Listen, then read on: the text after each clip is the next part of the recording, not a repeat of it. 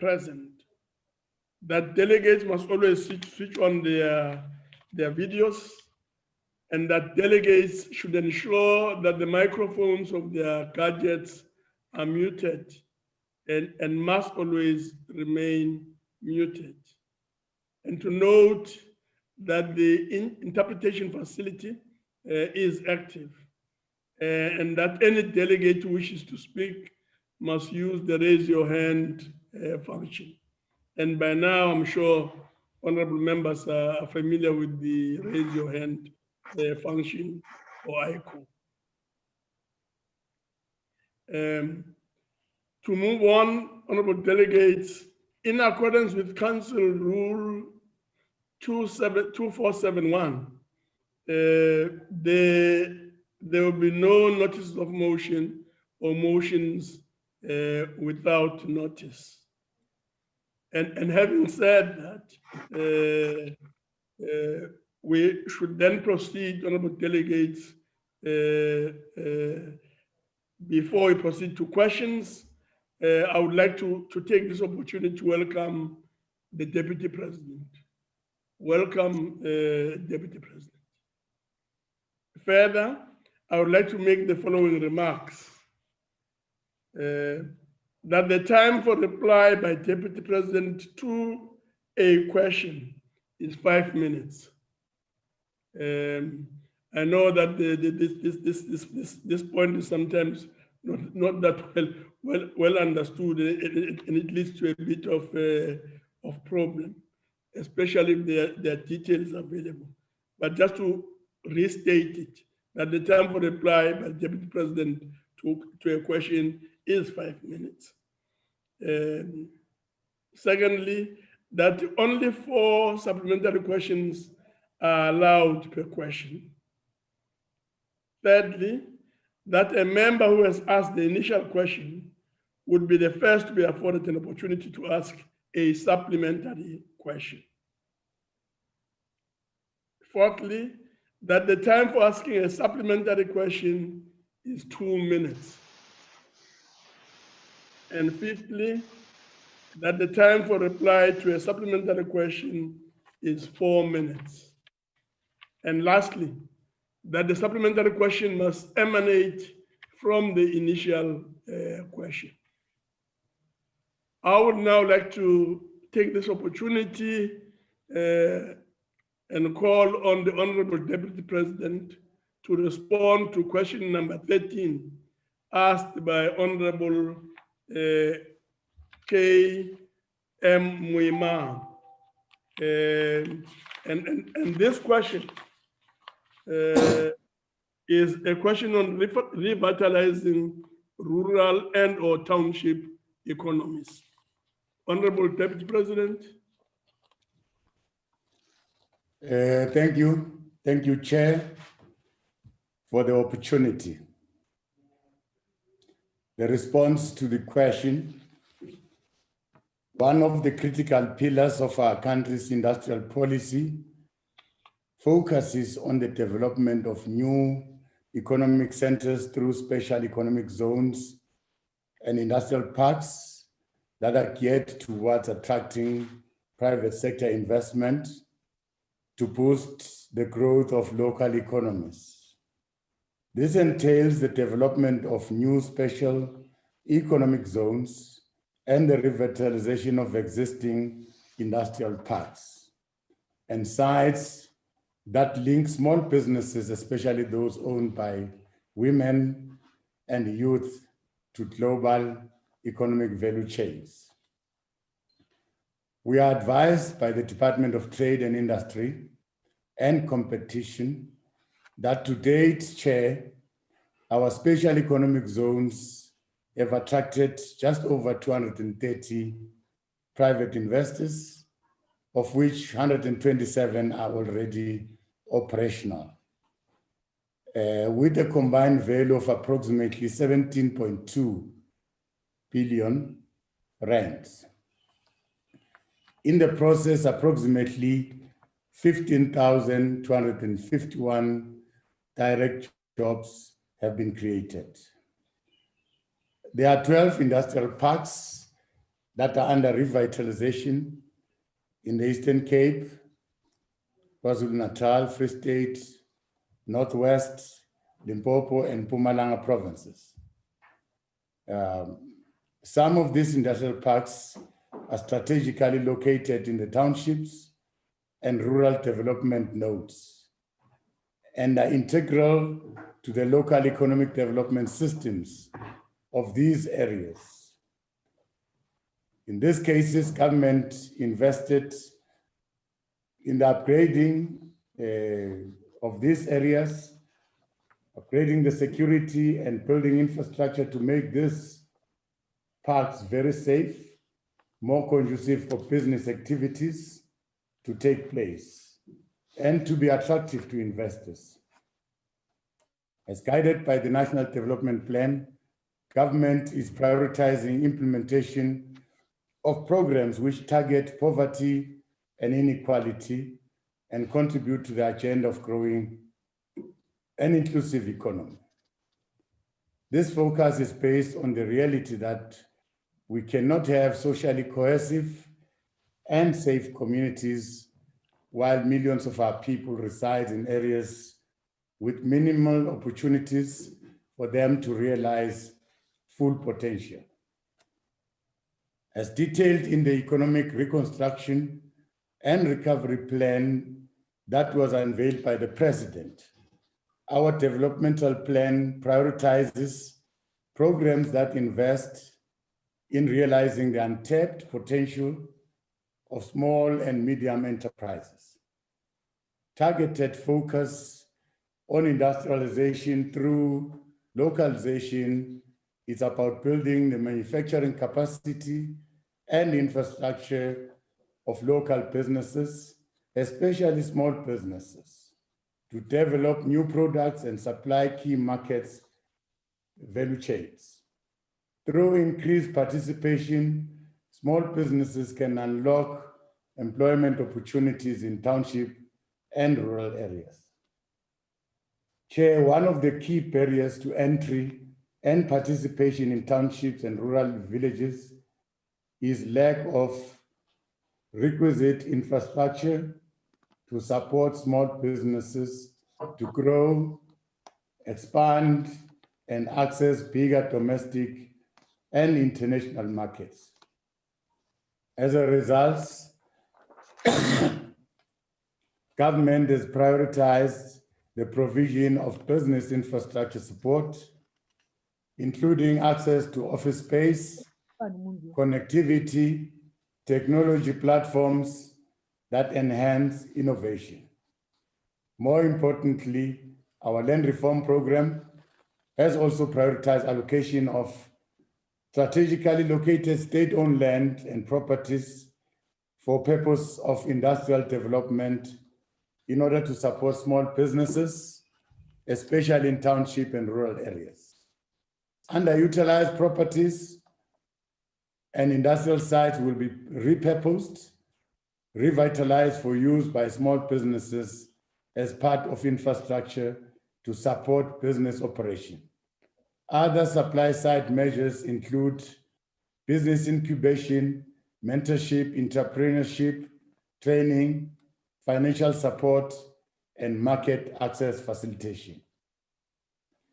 The Department of Small Business Development is championing the product market program, focusing on the refurbishing and repurposing of industrial sites, as well as other municipal-owned properties in order to transform them into product markets. The program is planned to commence in the next financial year and will be implemented in the Eastern Cape, Northwest, Limpopo, Mpumalanga, KZN. These are the few provinces.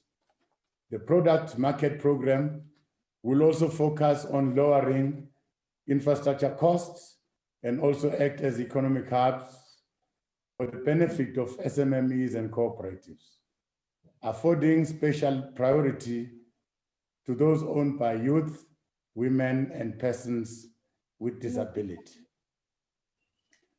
Through the Small Enterprise Development Agency, some of these identified sites will be transformed into centers for entrepreneurship, rapid incubation, and will offer access to infrastructure, business support, and skills to students, graduates, and SMMEs for the catchment area through a structured incubation model. Within the context of the district model, the implementation of targeted economic empowerment models must be based on the spatial mapping of industrial development opportunities of each and every district. This will allow for a clear focus on key economic sectors, products, and market value chains that define the comparative advantage of each district. In all instances, Chairperson, it is imperative to foster local participation to promote and grow the capacity of local businesses to manufacture and supply products, services. In practical terms, our infrastructure delivery program must enable the development of strong local supply industries to diversify access to project development opportunities and avoid the over-concentration of participation within few monopolies within the built environment. On the demand side, government procurement for the delivery of infrastructure, such as human settlements, schools, hospitals, and roads, will focus on the empowerment of small businesses in township and rural areas to manufacture and supply construction materials to government projects. Infrastructure project opportunities in each district will be profiled, quantified, and set aside for local businesses to promote inclusive economic participation. We have to implement social enterprise model that maximizes localization, community empowerment, and job creation. Another practical example of deepening local participation is ensuring that access to land through our land reform program results in the accelerated empowerment of local farmers. The implementation of the government nutrition program could potentially expand localization through the direct supply of fresh produce to government facilities such as schools, hospitals, prisons, and social development centers. These opportunities will be identified in each district to anchor government recovery intervention. It is encouraging, Chairperson, that some of the provinces have begun to practically implement these economic empowerment models to boost township and rural economies. Our view is that at a national level, there is an opportunity to consolidate and scale these initiatives. As government, we remain committed to ensuring that our development efforts are coordinated and are impactful.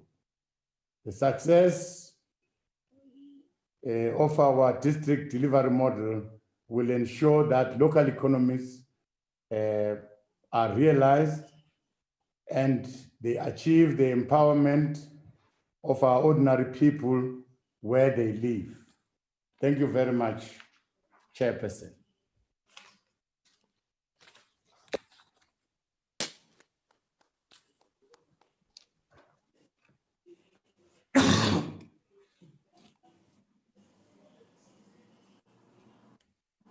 You are muted, Chair.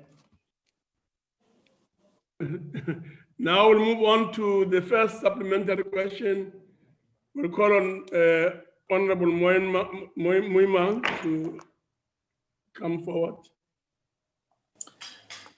Thank you, National Chairperson of the Council of Provinces. Two things, National Chair. Allow me to first express my appreciation to the Deputy President as part of the ANC leadership collective that through our government continues to lead a broad program of extraordinary measures to restore our economy to inclusive growth caused by the COVID-19 pandemic to our people's life and our country's economy. Secondly, let me express also my appreciation to the Deputy President for reaffirming the position of the ANC government that indeed South Africa cannot achieve a participatory and inclusive economy if townships and rural areas are not meaningful participants in the mainstream economy. As you have pointed out, the Deputy President, using the district development model, is there any plan by the government to revive and recapitalize abandoned factories in township and villages as part of the reindustrialization effort, especially with a focus on the emerging Black Industrialist program? Thank you, Deputy President. Honorable Deputy President. Thank you, Chairperson. And thanks for the follow-up question. As we are speaking, Chairperson, government is currently renovating these old abandoned infrastructures in provinces like the Eastern Cape, Free State, Northwest, Limpopo, and Mpumalanga. Work is underway, and the process of identifying your SMMEs and your cooperatives that will eventually occupy these spaces is also underway. Some of the provinces have already identified SMMEs to benefit from their procurement initiatives, like for instance, your enterprise model, where some of the SMMEs are requested to deliver some of the building material like bricks, window frames. Some of the small-scale farmers are made to deliver fresh produce to their nutrition program. So work is underway. It's going to be strengthened by our coordination at a district level as we implement the district delivery model. Thank you, Chair. Thank you very much, Deputy President. We now move on to the second supplementary question from Honorable Poshoff. Honorable Poshoff. Thank you very much. Good afternoon, Honorable Chair, and good afternoon, Honorable Deputy President. Deputy President, your home province of Mpumalanga, which unfortunately you left in a total state of despair when you decided to upgrade to the position of Deputy President, is the only province without supported employment enterprises. You and your government always speak about those that have impairments or are disabled, but we never see anything concrete being done to assist them. And you also always say that the same opportunities should be afforded to them as is afforded that are able-bodied. Now, Honourable President, this SEE could have gone a long way to assist in the revitalization of rural and township economy. The absence of an SEE in Mpumalanga could be interpreted as you not caring Could you today, Honorable Deputy President, tell us what you are going to do to rectify this and assist in revitalization of the Mpumalanga economy? Thank you very much, Chair. Deputy President. Thank you very much, Chair. I can see here that the honorable member wants me to go back to Mpumalanga. Now, when I left that province, we have launched a program with Standard Bank that assists SMMEs with seed funding on the basis that these SMMEs will be given a market by government for their produce, for the things that they are producing. For instance, all those SMMEs that were involved in our enterprise model, they were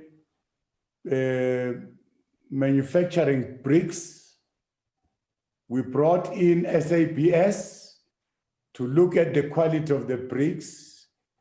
If they get approved, as government, we are sure these SMMEs to buy those bricks. And finally, they are able to pay the amount of money that they owe to Standard Bank.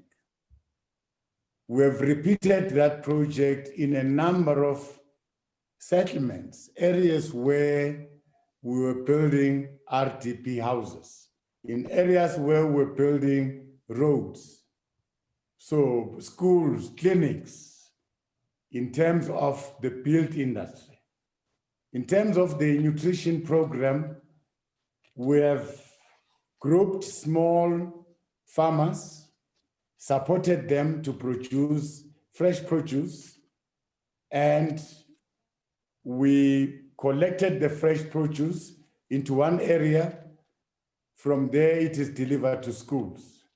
And these small farmers are then paid. This program was going on in a way of supporting the small farmers. I thought those that are coming beyond, after me, will build from those initiatives. Now that we are bringing the special economic zones in Nkomazi and Witbank, these are the areas that will sort of enhance and support the province and support SMMEs in that space for their growth, for their training, and for their markets. Thank you very much. On a point of order, Honorable Chair. Yes, Honorable Boshoff, a point of order. Yes, please. Thank you. I was not fully answered. I did not speak about SMMEs. I spoke about SEE, supported employment enterprises. It's completely different to SMMEs. Yeah, but that's not the point of order. Yes. The third supplementary question is from Mr. Arnold. Honorable Arnold. Thank you, Chairperson, and also greetings to all the honorable members, and then also to the Deputy President. Deputy President, many state interventions, and you have mentioned interventions, have sought to address the high levels of poverty and unemployment in townships, as well as their segregated nature. However, these interventions has often been ineffective because of a lack of understanding of functioning and the requirements of an economy. Now, Deputy President, if the required fundamentals for an economy are missing, attempts to support and grow local township economy activities will have limited success and will not attract external business. Now, the key question, Deputy President, is whether the socio-economic challenges can be addressed by intervening in township economies, and how can your government improve the access to residents in townships outside of their own areas, seeing that there is limited and no space in townships? I thank you. Honorable Deputy President. Thank you, Honorable Chair. That is why the essence of the question is the industrial parks, your special economic zones, all those areas that are devoted for business, that were owned by former homelands and all that are now dilapidated.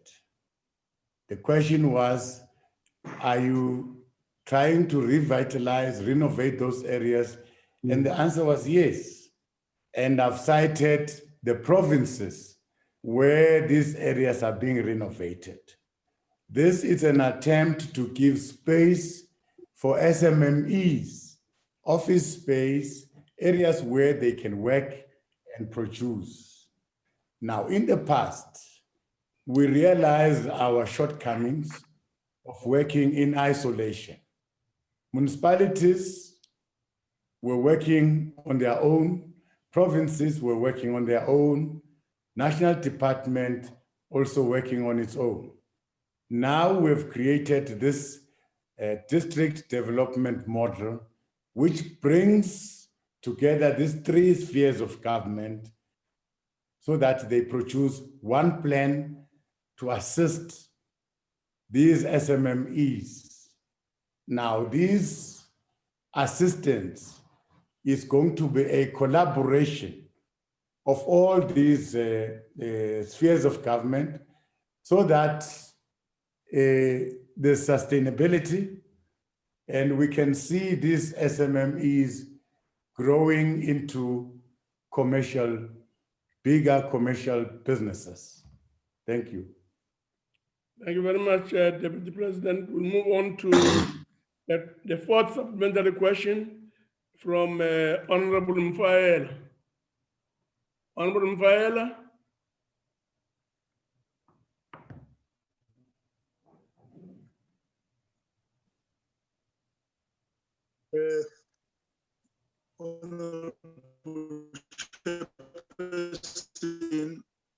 Honorable Deputy President, in the line of agriculture and rural development, recently unveiling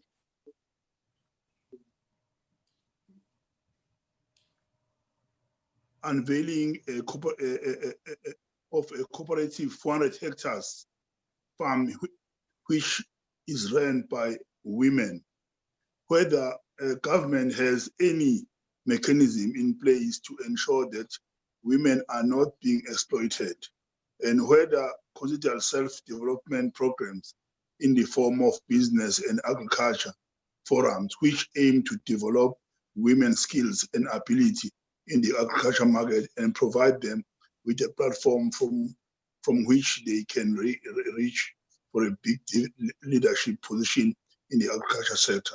I thank you. Honorable Deputy President. Thank you, Chairperson. Yes, Chair, in terms of our land reform program and where we are at the moment, the Minister has announced our intention to give back land to women, to young people, and to people with disability. She even went to an extent of citing the number of hectares, 700,000 hectares of land is going to be made available. So this process is going to be transparent, everyone will be aware, and it's going to be happening in all our municipalities, in all our provinces and districts. What is going to happen is that after we have allocated this land to this category of people, these people must then be supported. Our decision is that we are going to anchor our support as government at a district level. Nationally, we are going to come to a district level and have a presence there. A province will also have a presence at the district level. And a municipality will have a presence. So that the kind of support we give to a small farmer, it's a coordinated support, and it's not just a support, but it also goes further to look at the kind of produce that the farmer is producing and the market where this farmer is going to sell his or her produce. Thank you very much, Chair. Thank you very much, Deputy President. The next question is question by Honorable Tim Brothersath on the disruption of road project. This question is directed to the Deputy President. Deputy President. Thank you, Chairperson.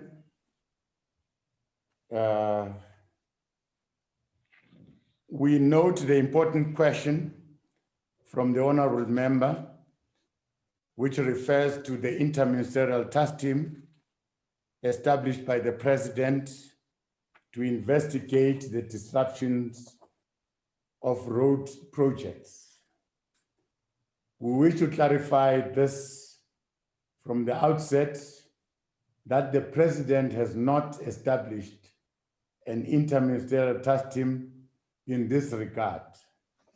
However, the President mandated the Minister of Employment and Labor to attend to the issue of road freight disruptions and the banning of trucks in the province of KwaZulu-Natal. In attending to this matter, the Minister was accompanied by the Minister of Police, the Minister of Home Affairs, the Minister of Transport, and members of the Provincial Executive Council of KwaZulu-Natal.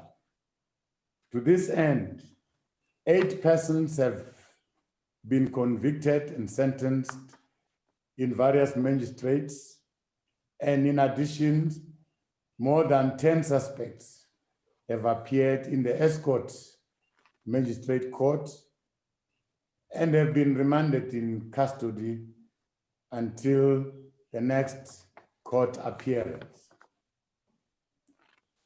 Honorable Chair, it is true that on several occasions we have experienced disruptions of projects by concerned groups and disgruntled communities in some parts of the country, resulting in undue project delays and negative impacts on service delivery.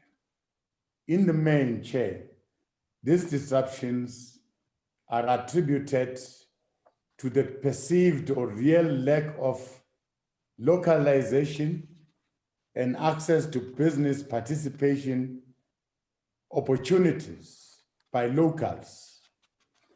In simple terms, local projects are seen as not benefiting local people in terms of enterprise development and employment opportunities. We must also note that these acts are not homogeneous as they take various forms in different places. In KwaZulu-Natal, we've received reports of instances where community members and other groupings have resorted to acts of violence to stop business operations and ongoing infrastructure projects as part of their protest to gain access to these business opportunities. As government, Honorable Chairperson, we strongly condemn the destruction of property and infrastructure, no matter how legitimate the grievances may be. We reiterate that incitement of violence and lawlessness is an antithesis of what we stand for as a constitutional state.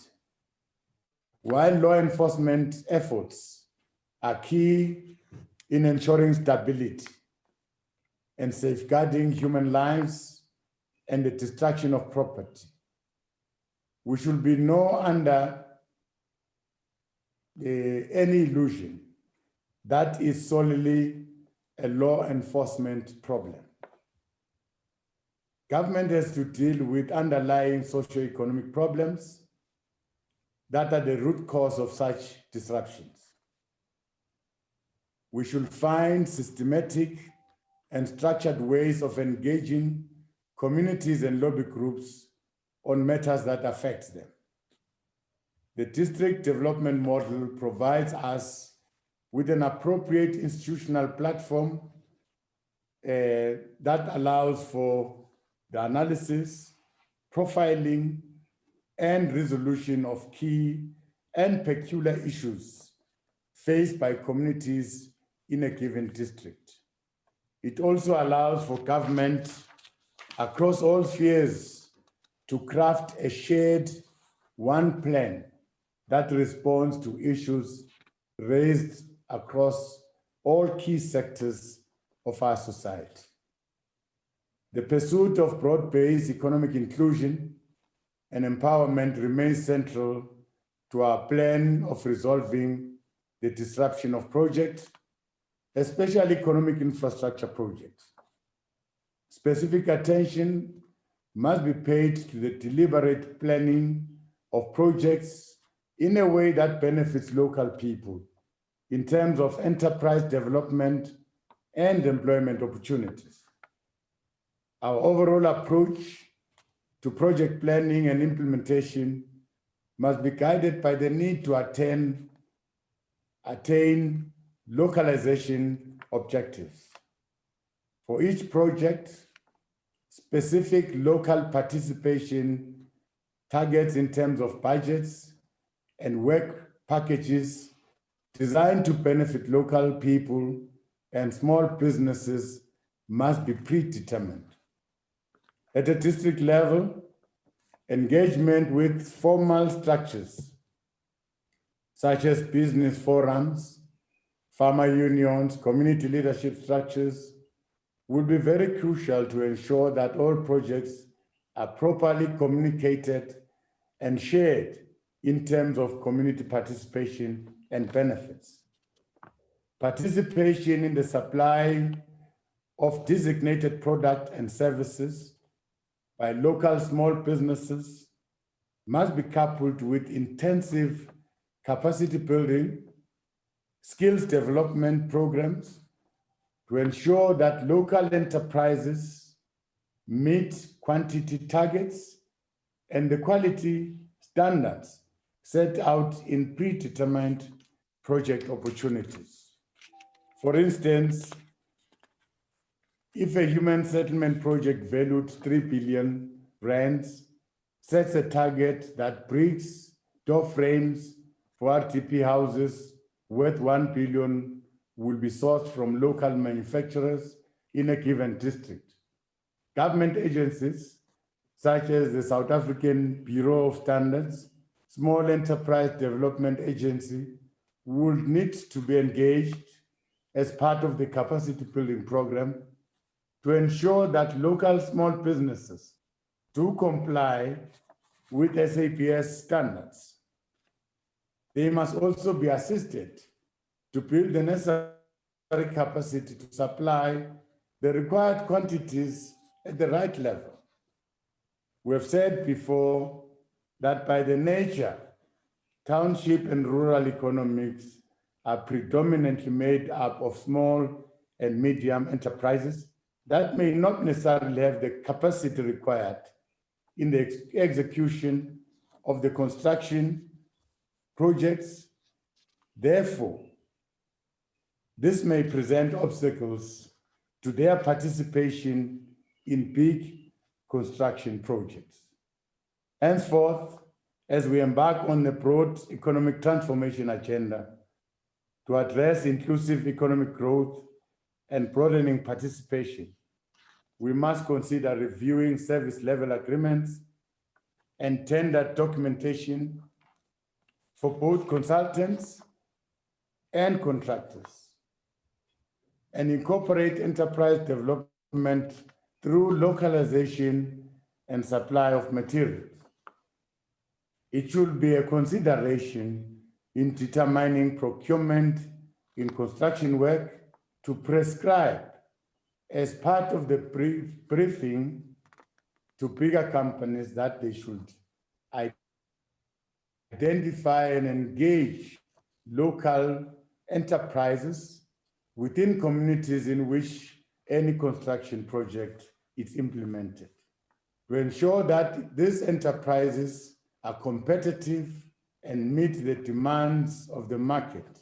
Economic departments and agencies, especially in the built environment, need to offer the necessary support and enforce the implementation of programs that promote and support enterprises and supplier development in order to enable access procurement opportunities as part of government inclusive economic growth. Thank you, Honorable Chairperson. Thank you very much. The first supplementary question will come from Tim Protestant. Honorable Tim. Honorable Chairperson, thank you very much. Mr. President, I'm afraid it appears that your advisors have briefed you very poorly. In fact, your advisors contacted me for information on this question. I supplied them with a SANRO report, which would help inform your answer today. We are talking about something completely different, Mr. Deputy President. The question is not about the disruption of trucking in KZN. What we are talking about here is rogue units that the President referred to in his SONA address that arrive on construction sites and demand cash. They do not demand a piece of the work. They are not local. They're not local labor. They are criminal gangs that the President referred to in his SONA speech. So the question I have for you today, Mr. President, Mr. Deputy President, is as follows. Are you prepared here and now to publicly condemn any action by any individual or individuals that seeks to use threats of violence and extortion to achieve criminal ends that jeopardize the infrastructure of South Africa? And will you commit to ensure that individuals involved in such action, whether they are members of the governing party or not, face the full might of the law?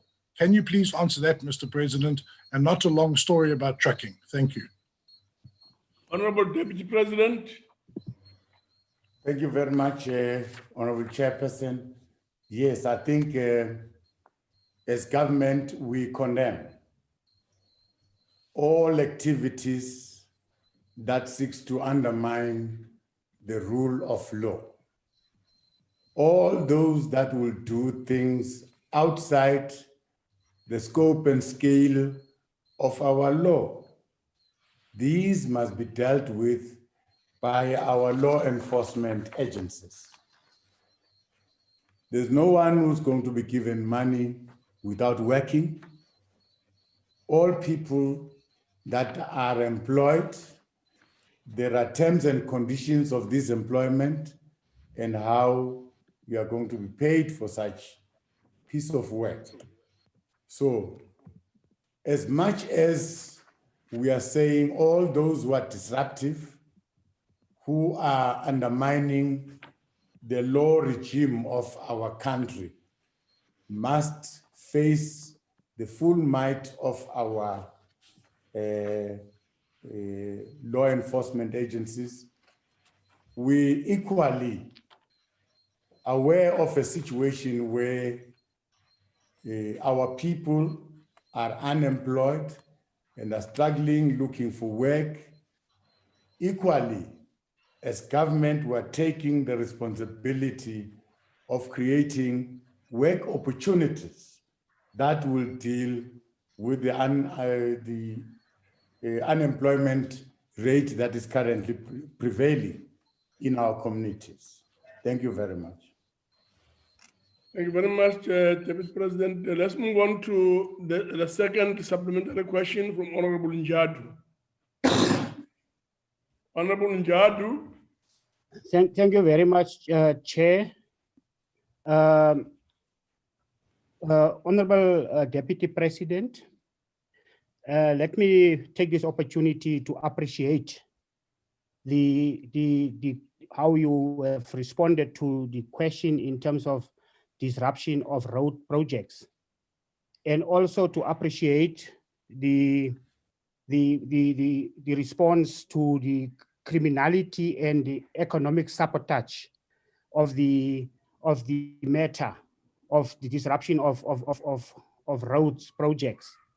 Now, Honorable Deputy President, there is a perception of lack of transparency in the awarding of some of the contracts, and also to fuel dissatisfaction amongst local communities.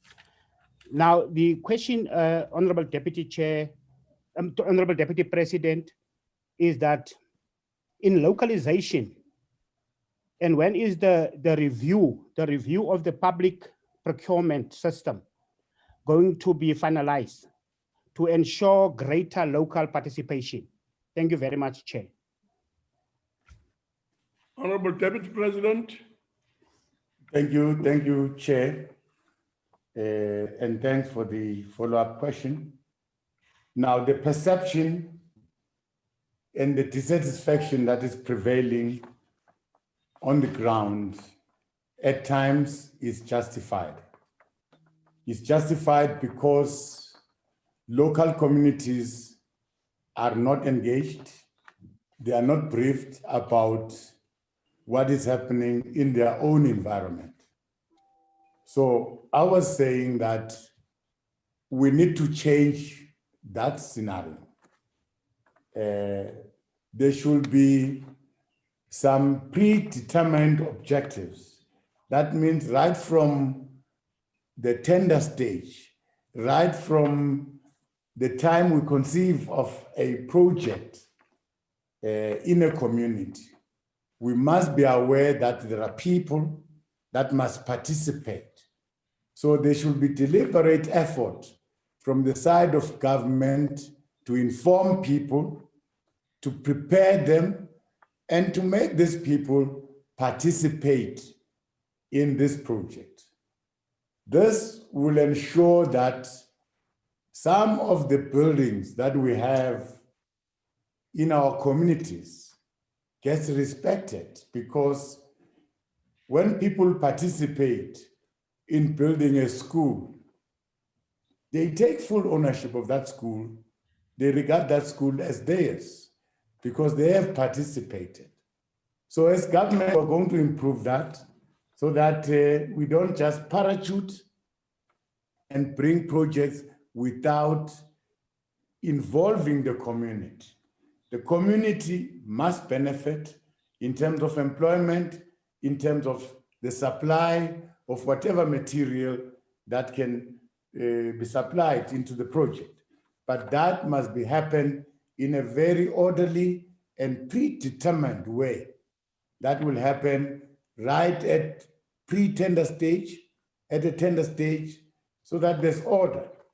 We are going to organize ourselves, the three spheres of government, whoever is bringing the project, whether it's national, whether it's a province, whether it's a municipality, all of us are going to be supportive, are going to work together to support our communities and to show that we minimize disruptions in those construction sites. Thank you. Thank you very much, Deputy President. The next supplementary question is from Honorable Detroit. Honorable Detroit. Thank you, Honorable Chair. Honorable Deputy President, with regards to the arrests that have allegedly been made up to now, and that there are further ongoing investigations, as you said, whether this is as a result of an interministerial team or another entity. My question is, has it been found that there were any political interference or were any politicians or MPs involved in any of the disruptions related to road projects? Thank you, Chair. Honorable Deputy President. Thank you, Chair, and thanks for the follow-up question. From what we've received on the ground is that purely this is it's caused by the communities and our people there fighting for the meager opportunities that are available. We have not discovered any political influence that is meant to stop a project, but merely people are looking for jobs and people are looking at participating. So this is what we have discovered. But some people, they have misunderstood the intention of government because they just want to be given money without them working and contributing. They always talk of 30% that is set aside for the locals, and the 30% must just be given free of charge. No. Our locals are going to participate, they're going to be trained, they're going to be supported, but they must earn their living. They must earn the money that finally they are going to get out of the project. Thank you very much. Thank you very much. We'll now move on to the last supplementary question. That's the fourth supplementary question from Honorable Lutuli. Ngiyabonga Sihlalo, ngibingelele. Asekela Mongameli, uyazwakala ukuthi uthi umongameli azange waze waba nethimba alithumela owakha ithimba lokuthi lihambe liyobheka lobugebengu, kepha wathumela abominister ukuthi bahambe bayobheka. So umbuzo uthi bona kominister isikhathi sebefikile KwaZulu-Natal bakwazi ukuthola ngale luphiko lamadela kubona ukuwona ademanda lo 30% womsebenzi, futhi basuke bengadimandi u30% womsebenzi, kepha basuke bedimanda u30% wemali yomsebenzi osuke utholwe i-main contract. So umbuzo ke uthi ikuphi njengohulumeni enikwenzayo ukuvikela osobabhizinisi abakhulu nabancane, ikakhulukazi abancane okusuke kuyibona okumele bathole 30% othathwa ilamadela ngokubona. Ngiyabonga. Deputy President. Ngiyabonga Sihlalo. Esikubonile suhulumeni ngemva ukuthi awominister baye lapha yana bayoxazulula inkinga. Sikubonile ukuthi kufanele ukuthi abantu bendawo la kwenziwa khona umsebenzi babe nalo ulwazi ngomsebenzi lo ozokwenziwa.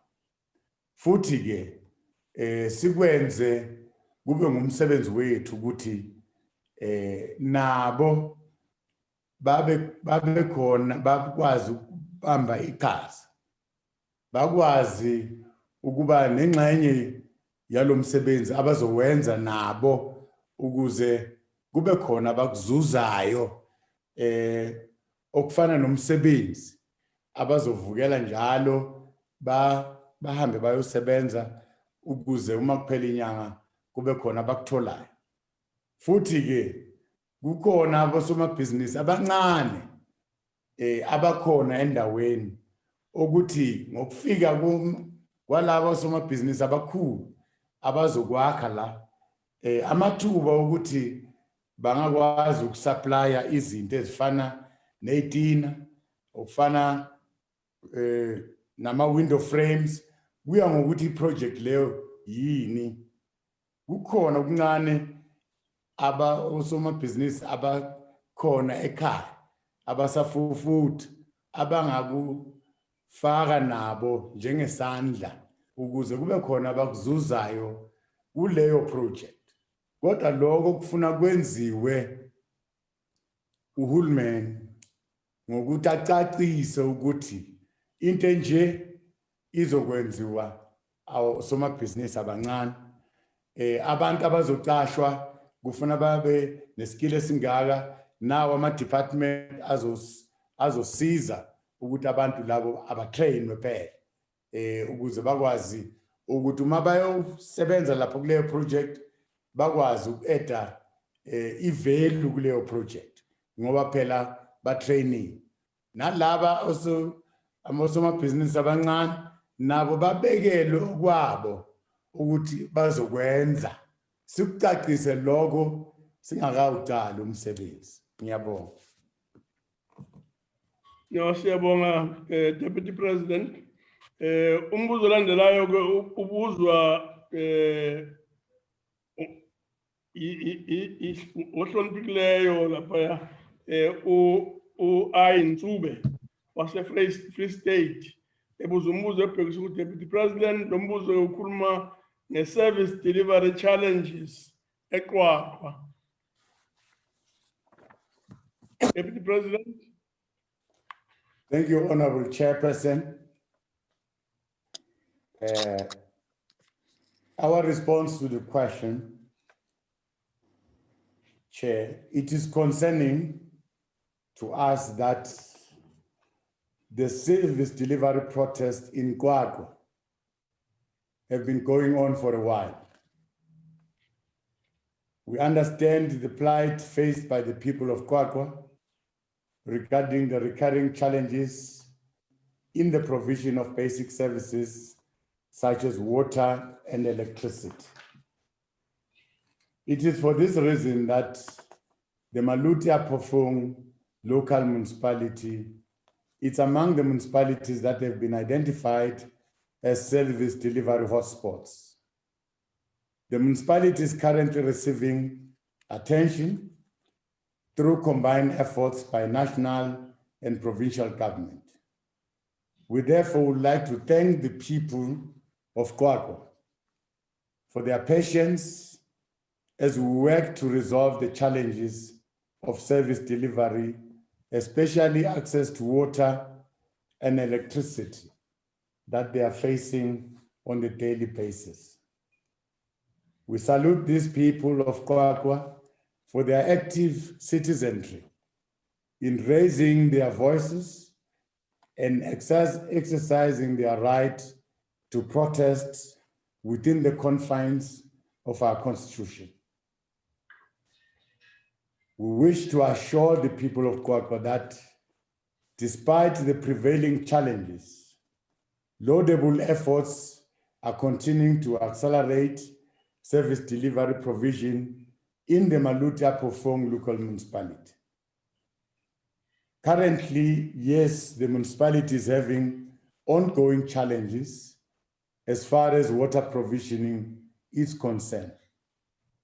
The genesis of the water challenge is that the Free State province has been experiencing severe drought since 2015, thereby leaving water levels in all dams decreasing to below 30%. It is thus surprising that the water shortages are not predominantly encountered in the area of Qwaqwa, where the main water source, Figure Patso Dam, is nearly dry. In responding to this challenge in the short term, the Department of Water and Sanitation appointed the Sitibeng Water, working with Maluti-Apofong local municipality, to implement the emergency drought relief project in order to ensure that there's water supply to the communities around the area. The long-term solution is to relieve pressure from the Fika Paso system and to minimize water losses by refurbishing the water reticulation system, thus alleviating the supply challenge and to meet further demand necessitated by rapid population growth within the municipality. The interventions that have been implemented to address water shortage and improve the situation in Kwak were through the Regional Bulk Infrastructure Grant and Water System Infrastructure Grant. As today, we are informed that 4 out of 8 of these intervention programs under these grants have been completed. The construction of the Sterkfontein water treatment and supply system, which includes the extraction works, pipelines, and reservoir to the northern area of Kwak.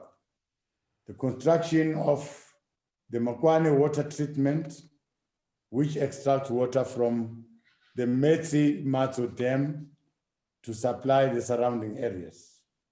The northern bulk storage, the Kwakwa borehole projects comprising of 60 boreholes that have been drilled and tested. These interventions will ensure that in the long run, water supply is restored. We note the interventions that have been made by government, which were targeted at the challenge of electricity supply.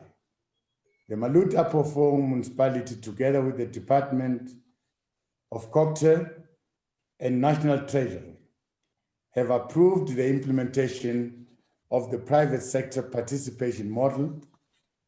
This will focus on improving the water, sanitation, and electricity infrastructure through the replacement of faulty water and electricity meters with smart meters that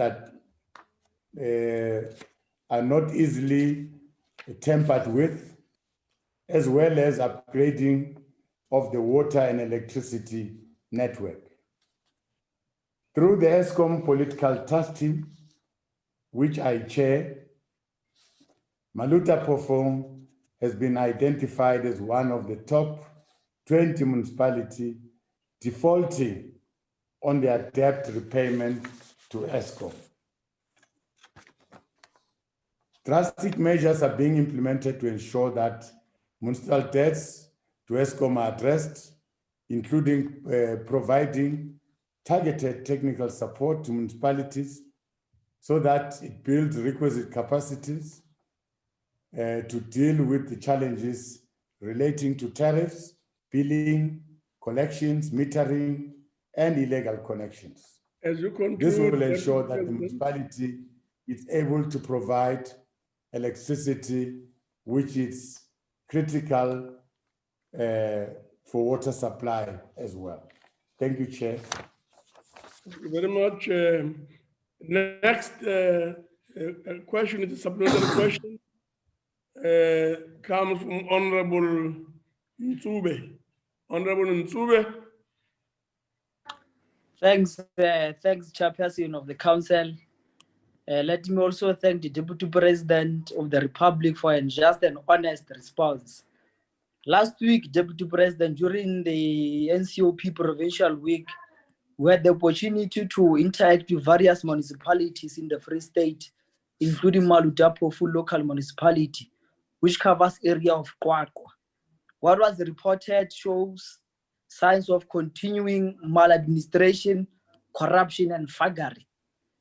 Will the Deputy President assure the nation today that the law enforcement agencies will decisively deal with those linked to acts of corruption in Maluta Pofong local municipality, and also take us into confidence, Deputy President, that the people of Kwakwa will again have clean and safe water running from their taps very soon.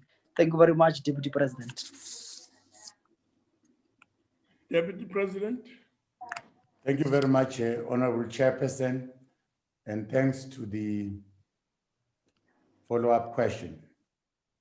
Yes, I want to assure the people of Kwakwa that finally they will get water and they will get electricity. But I must put a rider on this assurance that going forward, I'm expecting the people of Kwakwa to also pay for the services that are rendered by the municipality. They must pay for the water, they must pay for electricity.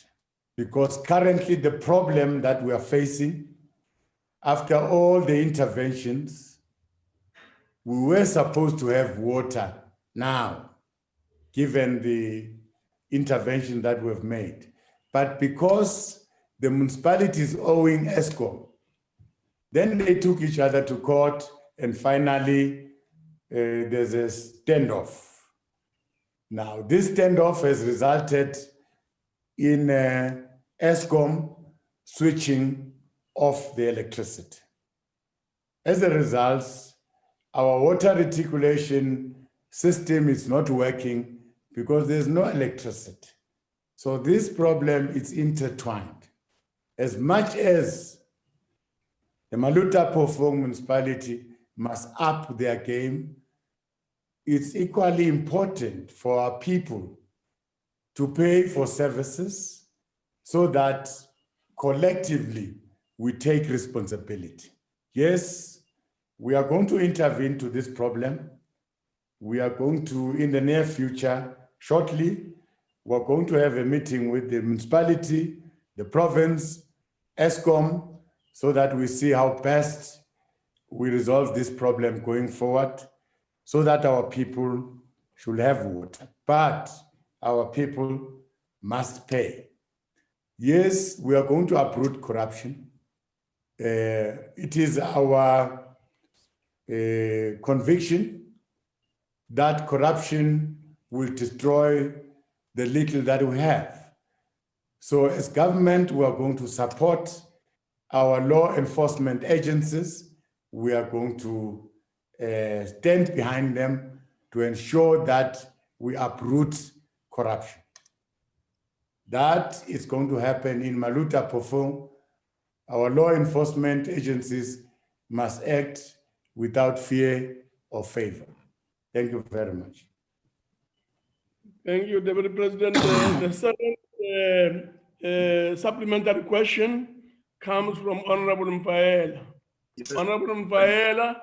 Chairperson, Honorable Deputy President, with reference to violent protest that unfolded in KwaZulu-Natal because of the government's failure to improve service delivery, whether the government has made any effort to attend to the needs and demands of the protesters and the community. Furthermore, Honorable President, Deputy President, in what way does government aim to improve on and take accountability for its continued failure to fulfill the constitutional mandate of service delivery? I thank you, sir. Honorable Deputy President. Thank you, Honorable Chairperson. The leadership of the province in KwaZulu-Natal, under the leadership of Premier Zikalala, and the leadership of our municipality in eThekwini, they've ensured that the protesters are met and their grievances are being attended to. We must, however, say that as much as there are certain failures in the delivery of services, like, for instance, water and electricity, these services, they don't come for free. Our people must pay for these services so that municipalities can also service the infrastructure. At times, the collapse of these services is due to the ailing infrastructure which municipalities are unable to refurbish because they don't have the amount of money that is required. So service delivery, it can be the sole responsibility of a sphere of government. It also involves our own people that must contribute in terms of the services that they consume so that they can, those who are offering those services can continue to offer these services. However, with the introduction of our district delivery model, we've realized the disjointed nature in which the spheres of government are working. So this is one attempt to get all the spheres of government to come together so that as we plan for a delivery of service, we do it together. If we plan for a human settlement project, we also plan for water, we also plan for electricity together. And if there are problems, we attend these problems together. If we unleash projects that seeks to deliver services to our people, we do it together as the spheres of government. Thank you very much. Thank you very much, David President. The third supplementary question comes from Honorable Muletane. Honorable Muletane. Thank you, Chairperson. Deputy President, Maluti Apofung was recently taken out of Section 1391B, while obviously still struggling to provide service delivery and failing to remove GOAT employees from their payroll, which negatively impact their financial resources. What are the reasons for prematurely removing Maluti Apofung under Section 1391B? Ke a leboha. Honorable Deputy President. Thank you, Chair. I'm not very quite sure about the decision to remove the municipality under Section 139. The province, the Department of Culture nationally, all those, even the NCOP, yourself, honorable members, you party to that decision of removing the Section 139 because you were party to the implementation of that decision. Remember, you get consulted all the time when Section 139 must be instituted as a house. Now, collectively, we are responsible. Maybe I can also ask the same question to you. Why did you agree to remove this municipality that early? But I'm thinking that those that are responsible wanted to give this municipality an opportunity to move on so that they must not stay under administration for a long time. Of course, what has worsened the situation now? I think all of us must understand it very well. It's the challenge of electricity. The municipality was owing Eskom for a long time. Now, defaulting now again on the payment schedule until such time that Eskom went to court and got a court order. Now they're in court, so there is no supply of electricity. If there is no supply of electricity, that means your water infrastructure your purification plants, your reticulation system can't work efficiently, can't work because there's no electricity. So in the main, we must resolve this electricity problem, which is a long outstanding matter the municipality has been owing. Now, it is not only the municipality's problem. In certain instances, provincial departments are owing the municipalities in terms of certain services, which we are going to check in this case. And in certain instances, national departments are owing municipalities, which in this case we are going to check, so that collectively we take responsibility. Those that are owing Maluta Pofung must pay Maluta Pofung. Maluta Pofung must pay Eskom. Thank you very much. Thank you very much, Deputy President. The fourth and the last supplementary question is from Honorable Okam. Honorable Okam.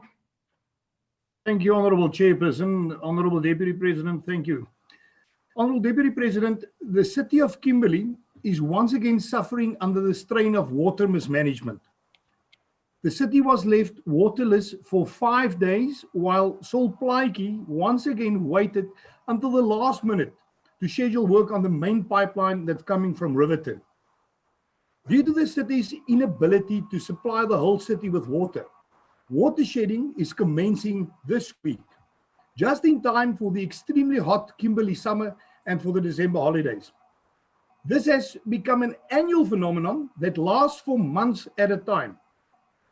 In addition to insufficient water supply to accommodate all residents, the city is also affected by ongoing sewage overflows. I want to know whether, with reference to the implementation of rapid response interventions on service delivery and troubleshooting in service delivery hotspots, the government will institute an intervention in Kimberley. If not, why not? And if so, what are the relevant details? Honorable Deputy President, several other municipalities in the Northern Cape, including Ubuntu, Mtanjeni, and Gamagara municipalities, are currently facing serious water challenges due to mismanagement of their water infrastructure. In effect, the residents are left without water for most of the day, every day. This is a developing crisis. Will the government institute a broader intervention to ensure that Northern Cape towns do not run out of water? Thank you very much, Honorable Chairperson. Honorable Deputy President. Thank you very much, Chairperson. Well, let me assure the honorable member that we will follow up on this question about Kimberley, the city, and about the disruption of services. I'm going to take keen interest personally to visit the city and see exactly, get it firsthand from the leadership of the city and probably the province, so that we get to understand. And we will be in a position to reply to the honorable member in black and white to say, this is what we have discovered and this is what we have proposed to be done so that the problem is eliminated. I can tell that we have got a few of these disruptions, which we think that by the way we are introducing the district development model, we think it's going to present a solution to all these minor disruptions, because we are going to have the 3 spheres of government in one place so that we can respond promptly to any service delivery problem. Thank you very much. Thank you very much, Deputy President. The next question is question 16. And this question is on investigations into Eskom COO It is posed by Honorable Mukause from Northern Cape and is directed at the Deputy President. Deputy President. Thank you, Honorable Chairperson.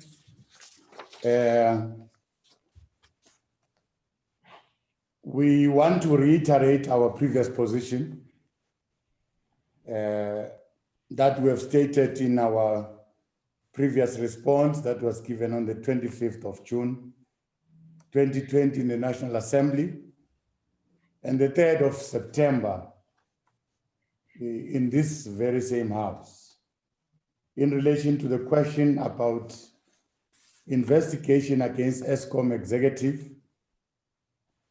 wherein we affirm government's position as a shareholder to the adherence of corporate governance. This is premised on appointing a competent, experienced, and a capable board to run the affairs of Eskom in a diligent manner, with zero tolerance for corruption, including any conduct that may undermine government's efforts of building a financially sustainable energy utility that is geared towards meeting its developmental objectives. We further stated, Honorable Chairperson, that we have no basis to doubt the fairness and the integrity of the investigation process as conducted against the Chief Operation Officer. That the report makes no reference to any hindrance experienced by the senior counsel in carrying out his investigation, in compiling his report. That situation has not changed. In fact, the report by Advocate Kasim SC specifically stated that he had full and untrammeled access to documentation and all witnesses.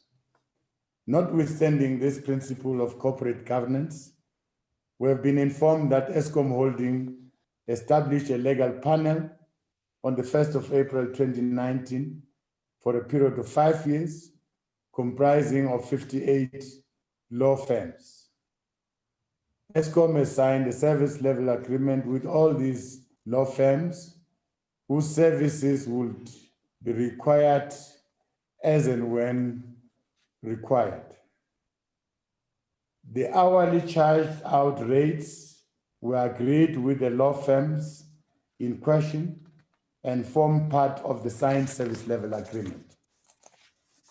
In addition, there are provisions in this service level agreement for the law firms to engage in services of junior and senior counsels from time to time, depending on the complexity and novelty of the issues that needs to be attended. In respect of the grievance that was brought against the COO, the Eskom Legal Department instructed POSWA, Incorporated, and Level 1 BBEE rated and 100% Black-owned firm, which in turn secured the services of Advocate Eric Mkawane, which is a practicing advocate of the High Court of South Africa, as an independent chairperson of the grievance hearing. Through this process, allegations against the COO were thoroughly ventilated into proceedings presided over by two senior counsels, Advocate Kasim and Kawan, both of whom found that there are no grounds for any disciplinary actions to be taken against the COO. A further internal investigation performed on behalf of Eskom board and the request of the Public Enterprise Minister, has confirmed the finding of the previous two investigations, namely that the COO has at all times acted in the best interest of Eskom. The board of Eskom therefore regards the two matters as closed. We are confident that the board and the executive management have put in place the necessary mechanisms and systems to tackle any acts of corruption, including legacy issues that have contributed to the current state of Eskom. This includes taking the necessary actions through due processes against anyone found to be involved in corruption.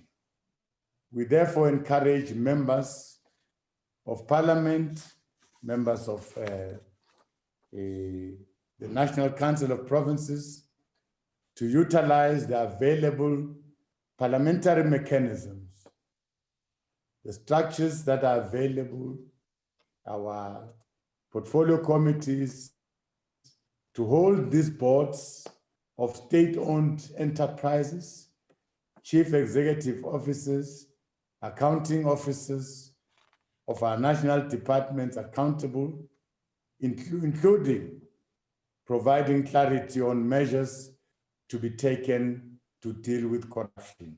Thank you very much, Honorable Chairperson. Thank you, Deputy President. The next question, which is the first supplementary question, will come from Honorable Mkause. Honorable Mkause. Thank you, Chairperson of the National Council of Provinces.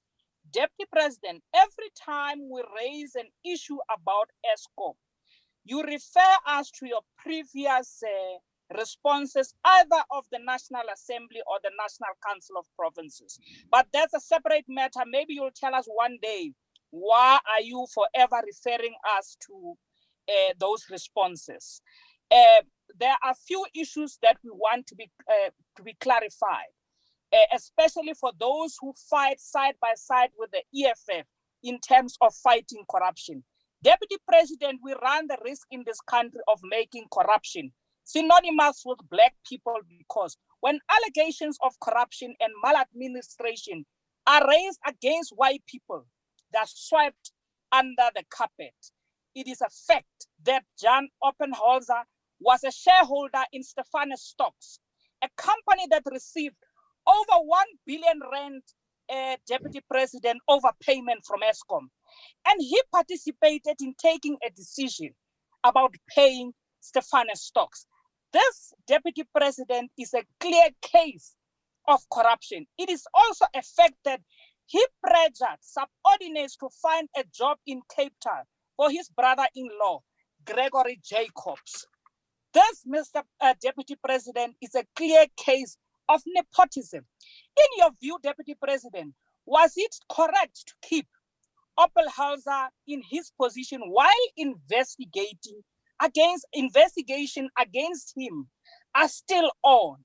Why was he not suspended pending finalization of this investigation? Can you be clear and honest and not refer us to your previous responses, either in the NA or in the National Council of Provinces? Thank you. Honorable Deputy President. Thank you, Honorable Chair, and thanks for the follow-up question.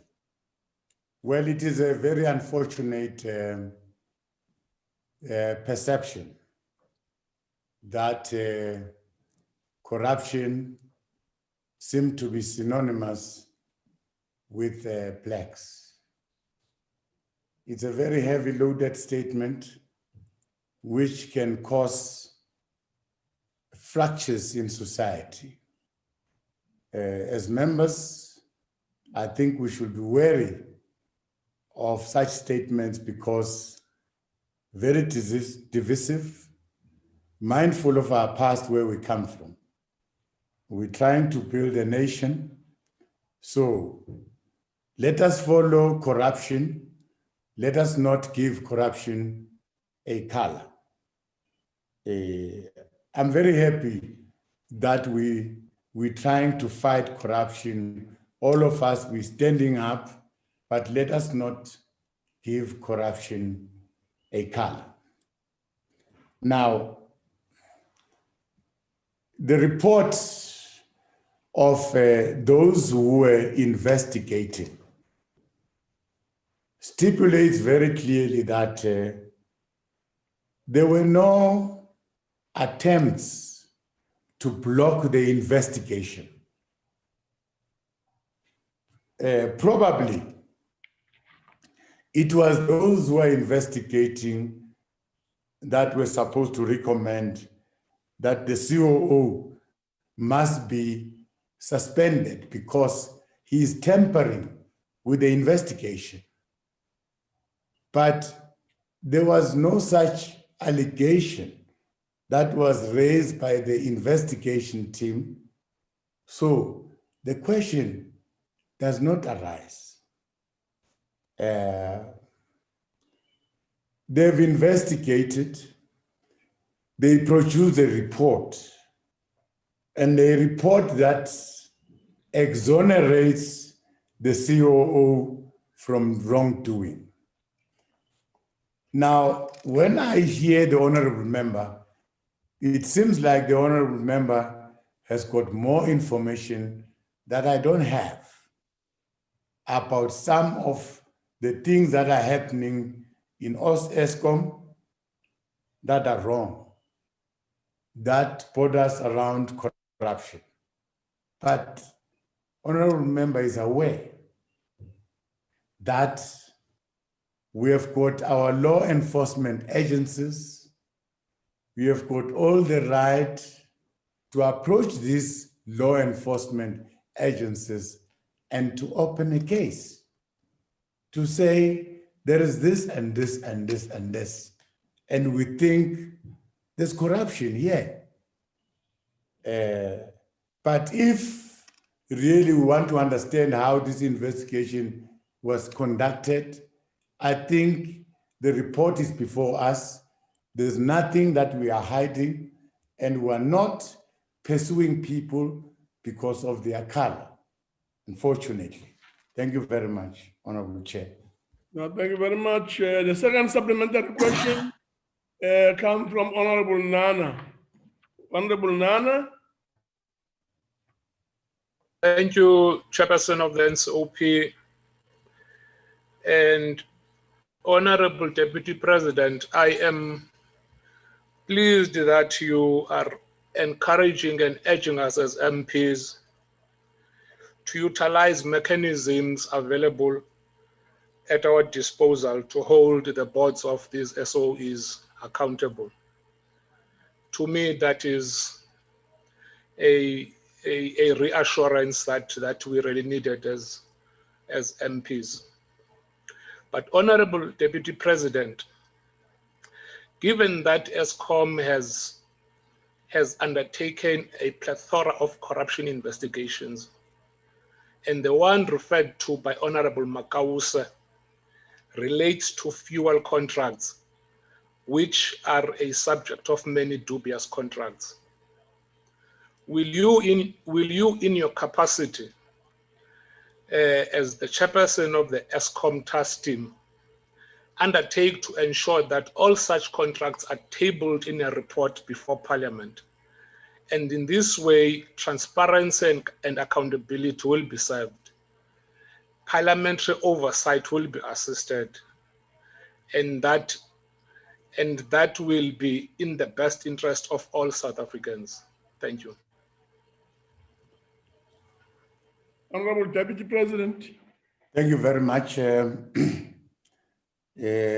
Like I said, this August House has got all the rights to request anything where you feel not satisfied.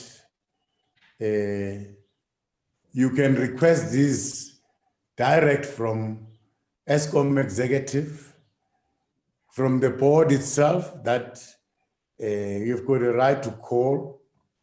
But because in this case, you are requesting me to do it on your behalf, I'll do it.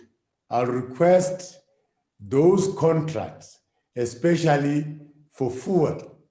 You want to see whether in your own right, there is no something hidden or any corruption in those contracts.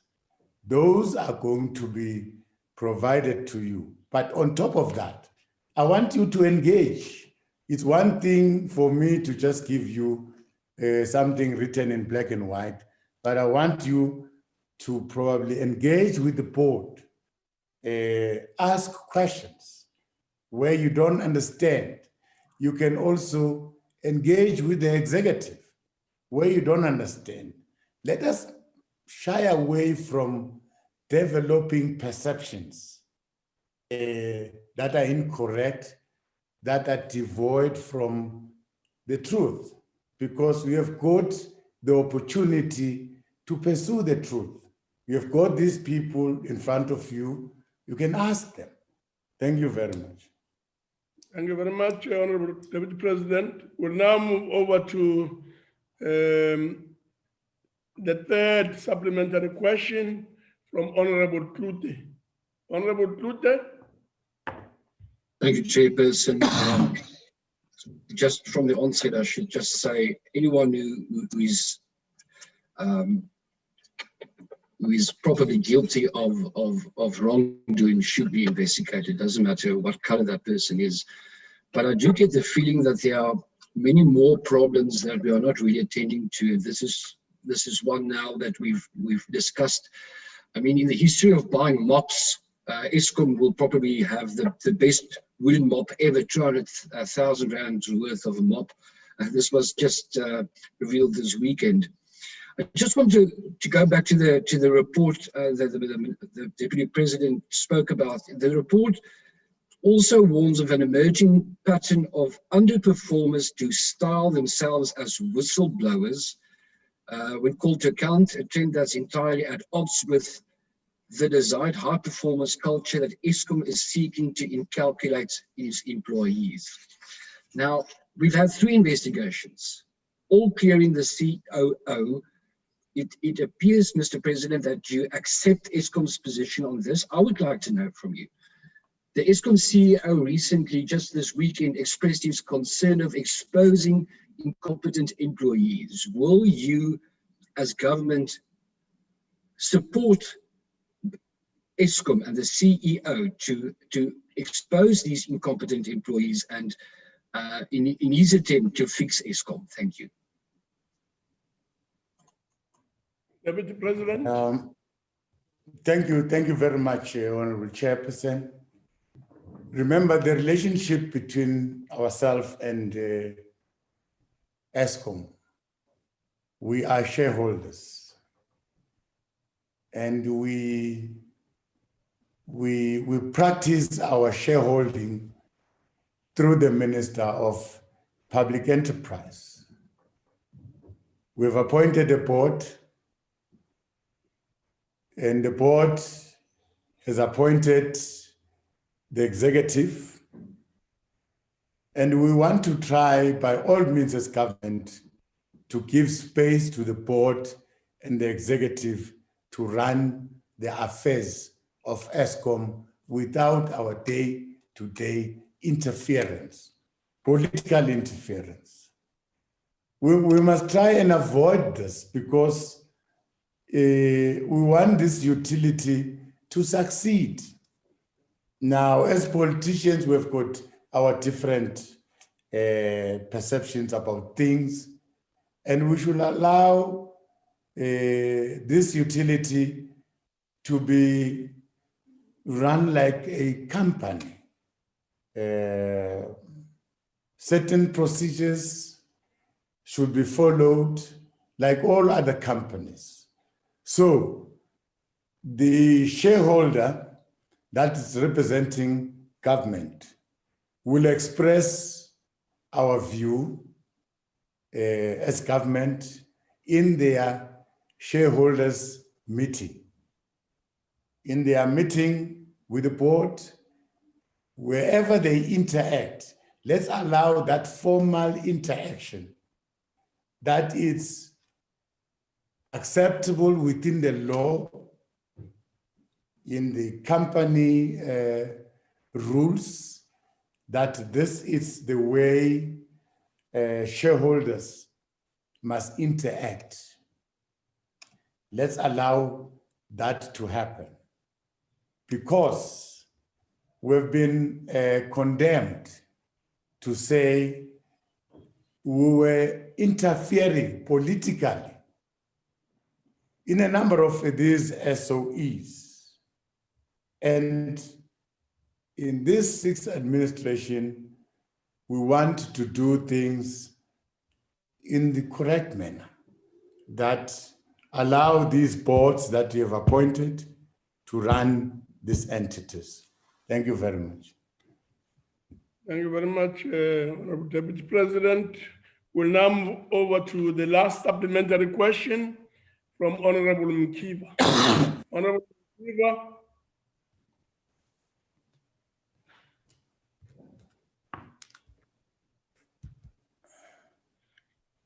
We'll call on Honorable Mkiva to raise the fourth and the last supplementary question. Honorable Mkiva, if he's not there, we'll move on. Chairperson, ikhona into nayo iyantenga intambo apha ze network. Manje uhlabe kumbuzo kusekela mongameli mhlale ngaphambili ndibulisile. Kuba njengoko kudala kuphefumulwa ngalomba worhwaphilizo phaya kwa Eskom. Usekela mongameli ke umntwana omhle nguye obhexesha i-task team. Ndiyanqwena ke into kokubana akanike abanyatheli basemhlaba uhlangene ababeke ezingqondweni into kokubana kumaxa aphina nesigqeba sakhe ekuqinisekiseni into kokubana luncothulwa nengcambu urhwaphilizo kwa-Eskom. Okwesibini, njengoko sekucacile uba le micimbi yorhwaphilizo phaa kwa-Eskom seyithwe dakanca phaa kulaa commission kaBawuzondo. Siyafuna uqonda into kokubana uba usekela mongameli angasinika amanyathelo angawaphi na azawuthathwa kungeentsuku zatywala ukwenzela into kokubana abo babandakanyekayo ekugwinteni nasekusengeleni phantsi u-Eskom, njengoko simbona into yoba uyaqhitha ligazi uyopha, akakwazi ukusebenza umsebenzi wawo ukukhanyisela lonke uluntu, kukho ucimicimi nodanyadanya emsebenzini wabo. Siyafuna kuba usekela mongameli akasinike umkhombandlela nomhlahlandlela ocacileyo kulo mba. Okwesithathu, kuyabonakala into kokubana kudala okokubana baligcime ityala ngakumbi kwiilokishi ezifana njengomzi waseSoweto wonke uphela. Akho cebe limbi linokwenziwa kulaa nto into yobana kwenziwe iqalo olitsha, bakhe banikwe ubana baphefumle abantu, kwenziwe iqalo olitsha, kwaziwe into yobana usukela ngoku ubheka phambili laa mcimbi wokokubana becaba batsala nzima bana ukwazi ukuligcimela tyala. Masibalungiselele njengesikhokelo sorhulumente woluntu norhulumente othandwayo norhulumente omtsha woMzantsi Afrika omtsha. Nanko umbuzo wam sekela mongameli. Enkosi, mhlali ngaphambili. Now, Shabule, Deputy President. Angibonge sihlalo. Ngiyacabanga ukuthi nguzwile umbuzo. Ngizazama ukuphendula lokho engicabanga ukuthi ngikuzwile. Kungenzeka okunye kungilahlekele ke ngoba wayethetha isiXhosa engathi sithi uqina kakhulu. Laphayana kwa-Eskom njengoba ngihola le task team, njalo uma ihlezi task team siyanikezwa i-report yawo onke ama-cases athunyelwe kuma-law enforcement agencies. Ama-cases ke adlulile ku 600 lawa asezandleni zama law enforcement agencies ngokuhlukana kwawo. Kodwa ke njenge task team siyatshelwa nje ukuthi nawo ama case progress asigqili kakhulu ukuthi kwenzekeni ngoba akusiwona umsebenzi wethu. Umsebenzi wama law enforcement agencies ukuthi aphenye lamacala lawa. Futhi ke asikwazi ukukhuluma ngalokho esisuspecta ukuthi kwenzekile. I-corruption le suspecta ukuthi yenzekile ngoba seyingaphambi kwesandla somthetho.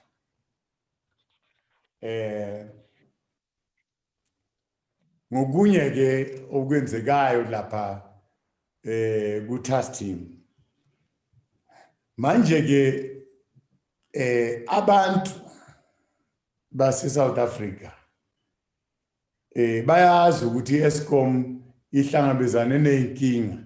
Enye yeyinkinga ehlangabezane nazo yinkinga yezimali, ukuthi abanye okwakufanele babhadale umbani lo abawubhadalayo, abantu imizi ngemizi, amabhizinisi, umasipala, ngokuhlukana kwethu sonke kukhona la simowa khona uEskom. Manje ke siyamsiza thina uEskom ukuthi lapha kuphatheke khona ama department akahulumeni, umasipala, kufanele simsize ukuthi imali le esiyowayo thina ibhadaleke. Kungumsebenzi wami ke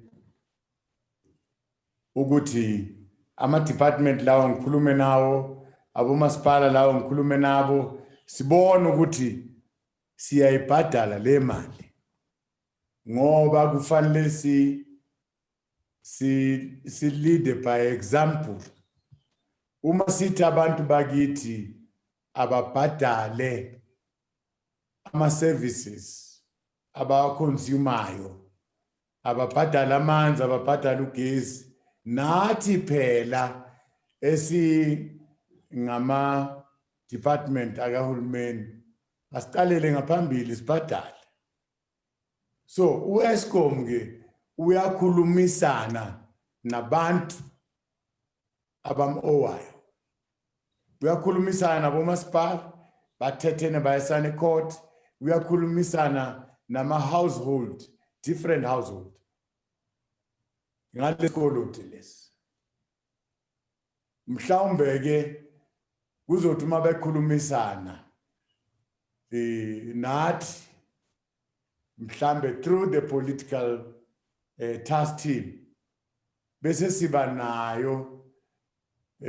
nawo umbono ukuthi cha uma kunje sicabanga ukuthi singenze kanje.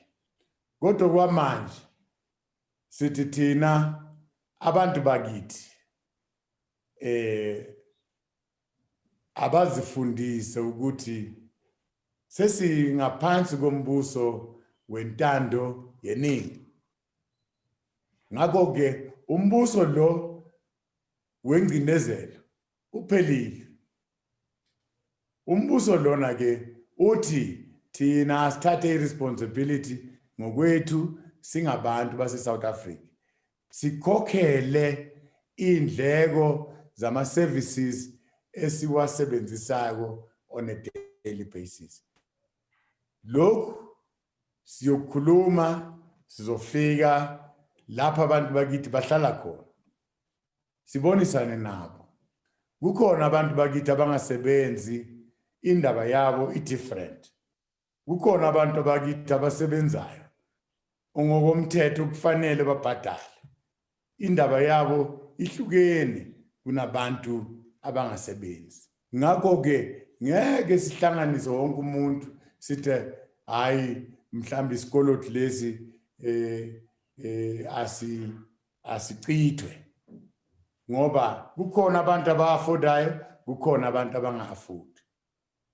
Kubalulekile ukuthi isimo saka Eskom sesezimali kube umsebenzi wethu sonke abahlali base South Africa ukuthi iEskom siyisize iphume kule nkinga. Ngiyabonga. Siyabonga. Mongameli. Chairperson, point of order, please. Yeah, what is the point of order? Honorable Critter, I just want to confirm or state that the translation services are not available. Can you just request the table to attend to that, please? Yeah.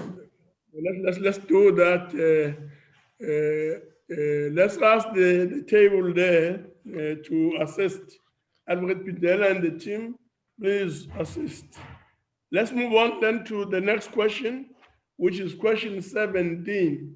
Question 17 is a question on corruption in Emfuleni local municipality.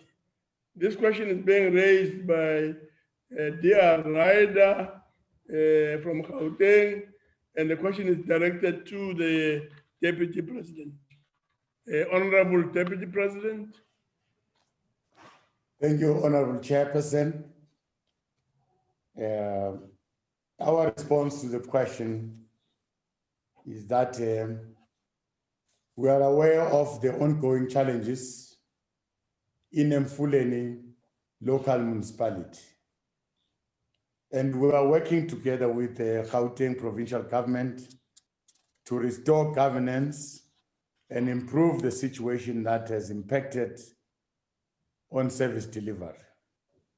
Our position, Honorable Chair, is that the integrity of our governance system has to withstand many challenges and threats, especially such as those reflected in the Honorable Raider's question with respect to Emfuleni local municipalities.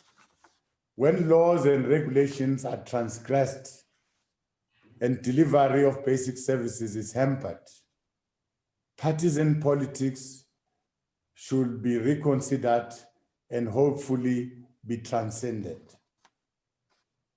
should be above party politics. It is in this regard that as the executive, we have taken steps to address and intervene in the turnaround process of the Emfuleni local municipality. One such measure is the fact that the municipality is currently under Section 139 to deal comprehensively with its structural challenges. The Gauteng MEC for Cocta has since announced that he is expecting a detailed report from the executive mayor of Emfuleni on measures to fix the escalating rise of unauthorized, irregular, wasteful, and fruitless expenditure. As government, we remain firm in our resolve to root out all forms of corruption, poor service delivery, and inefficiencies that impact on our service delivery mandate. Therefore, where acts of corruptions and maladministrations are found to have been committed, necessary actions must be taken. Through the Minister of Cooperative Governance and Traditional Affairs, engagements have been held with the responsible MEC in Gauteng towards resolving the challenges in Emfuleni local municipality.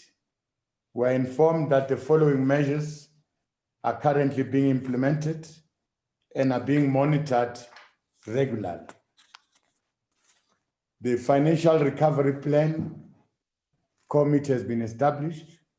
Engagement with the Development Bank of Southern Africa and Rand Water to address the challenges has been established.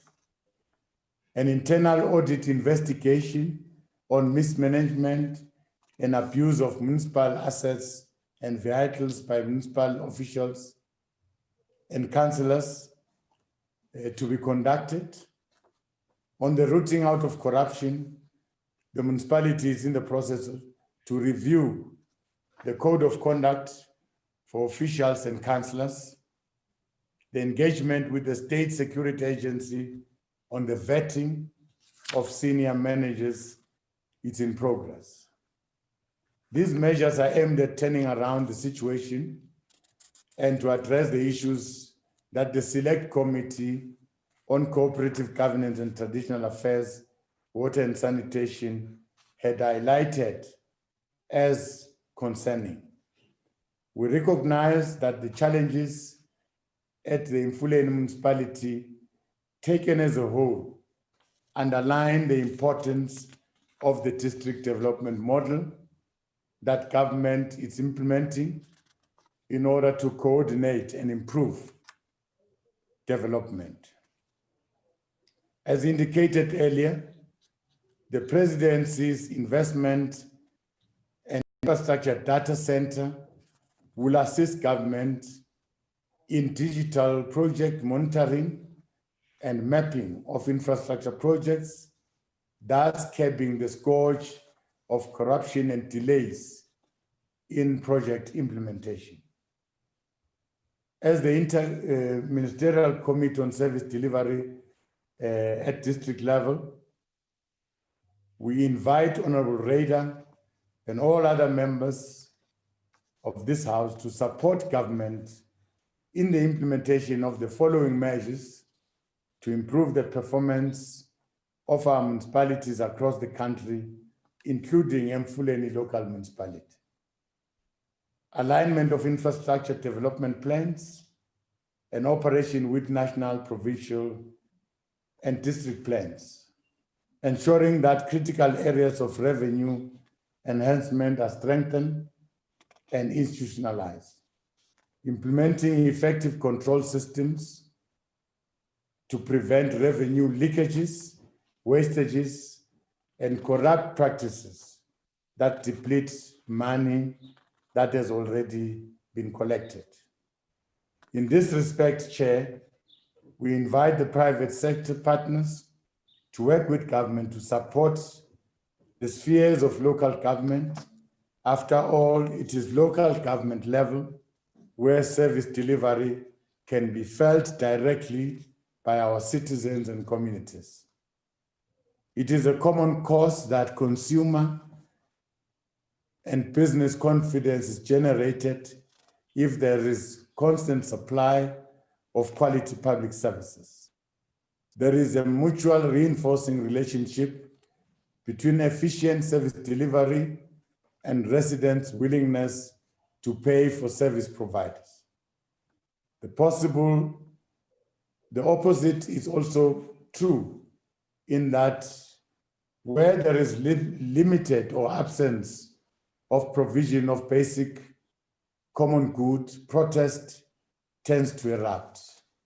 We encourage that this House has been monitoring the intervention and the steps that are taken by the respective role players to deal with the financial, service delivery, and government-related challenges.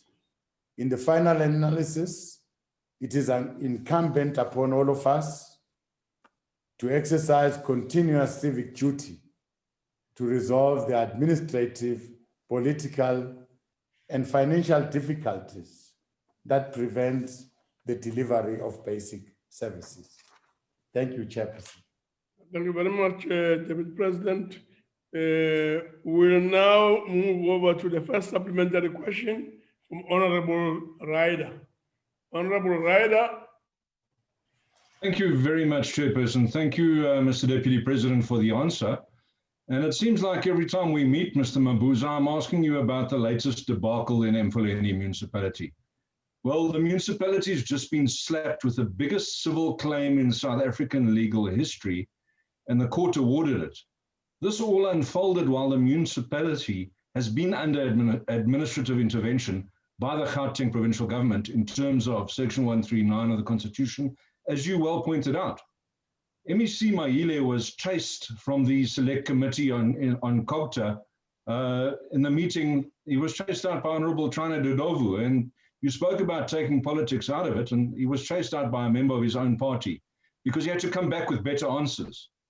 Now, again, last week during the NCOP's provincial week, the MEC's arrogant responses were not only offensive to members, but showed his lack of understanding of the issues on the ground.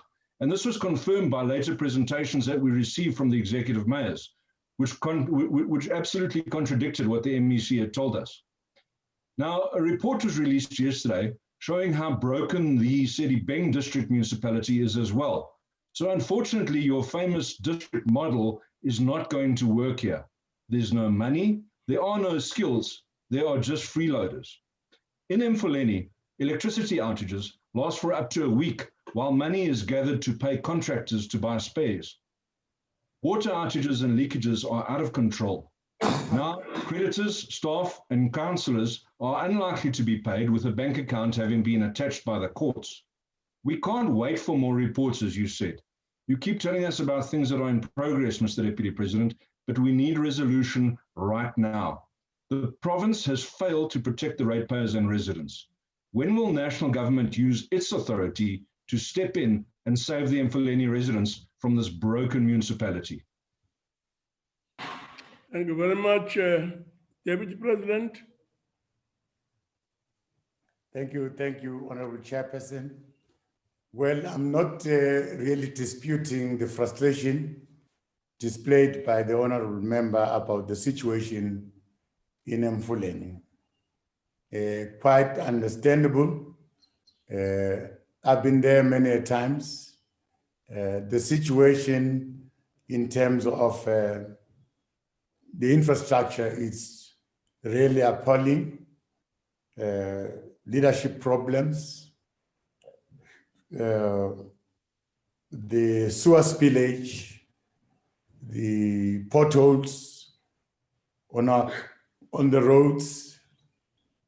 I mean, everything in that municipality seemed to be failing. But we've come to realize that instituting Section 139 alone, it won't help. Probably all of us must intervene, and we are not just going to release the grants that are due to the municipality like we used to do before, but this time national departments, provincial government, as well as the municipality will sit together, put monies together to try and revitalize the services that have collapsed. The Honorable Member must appreciate that national government, through the intervention by the President, by allowing the South African National Defence Force to go and assist in the unblocking of the sewer system and the Department of Human Settlement, Water and Sanitation, their involvement in trying to deal with this spillage. All these are efforts that were sanctioned by the President in an attempt to assist the municipality. But it looks like we need to do more. We appreciate that, and we understand the frustration, but we are going to step up our intervention and get the situation corrected. Thank you very much. Thank you very much, Deputy President. Now for the second supplementary question from Honorable Mfaela. Yes, Honorable Mfaela. Yes, Honorable Chairperson, Honorable Deputy President.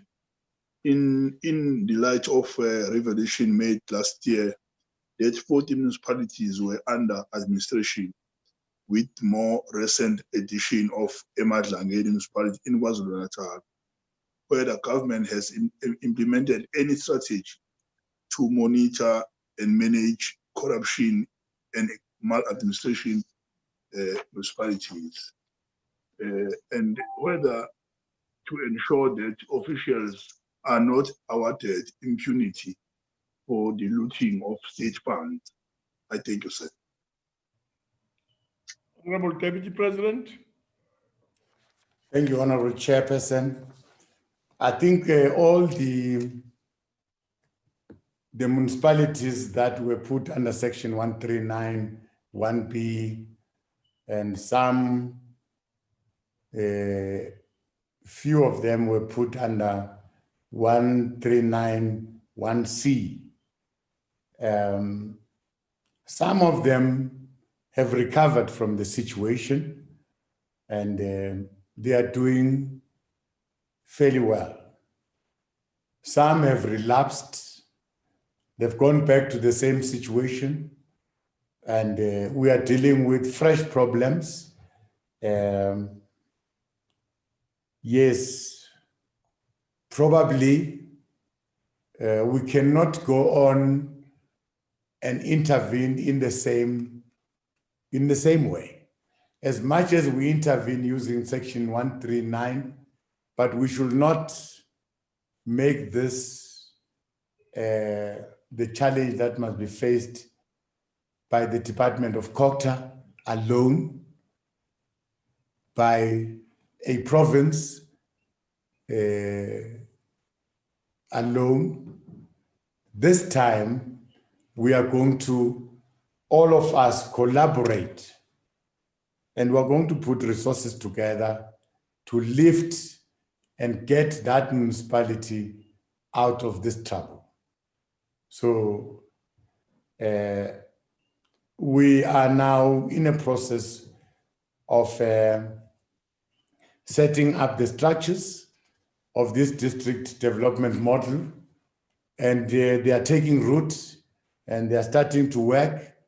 We're going to see more and more improvement in the areas where we have intervened, and we're going to see again a lot of improvement in our fight against corruption. Thank you very much. Thank you very much, Deputy President. We'll move on now to the third supplementary question from Honorable Dango. Honorable Dango.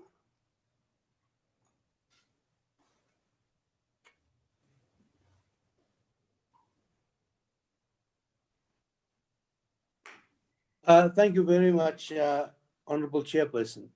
Honorable Deputy President, one of the lessons of COVID-19 is the speedy detection and response to corruption. Will the executive consider replicating the COVID-19 anti-corruption integrated strategy beyond the COVID-19 pandemic, where the Auditor General, the NPA, the Special Investigating Unit, and other critical components of the critical justice system work together? Conscious, Deputy President, of the historical background to the establishment of municipalities constrained by the apartheid spatial plans, there are few, if any, local authority that are self-sustaining. This is exacerbated by the politically motivated narrative at times of racially based corruption. The infrastructure is more than 70 years old in this area, Chairperson. They need the funding to fix that. Also, Chairperson, the executive mayor said to us very categorically that the SANDF can come and assist to resolve the matters, but the polluters upstream, the previous administration in Johannesburg and Tshwane, has exacerbated the problem in the Vaal area system. With that, Deputy President, let me thank you very much and appeal to everybody that what we need to do is not be fault finders, but solution finders. Let us all be together in trying to find solutions non-politically in the Emfuleni area. Thank you, Deputy President. Deputy President. Thank you, Honorable Chairperson. I think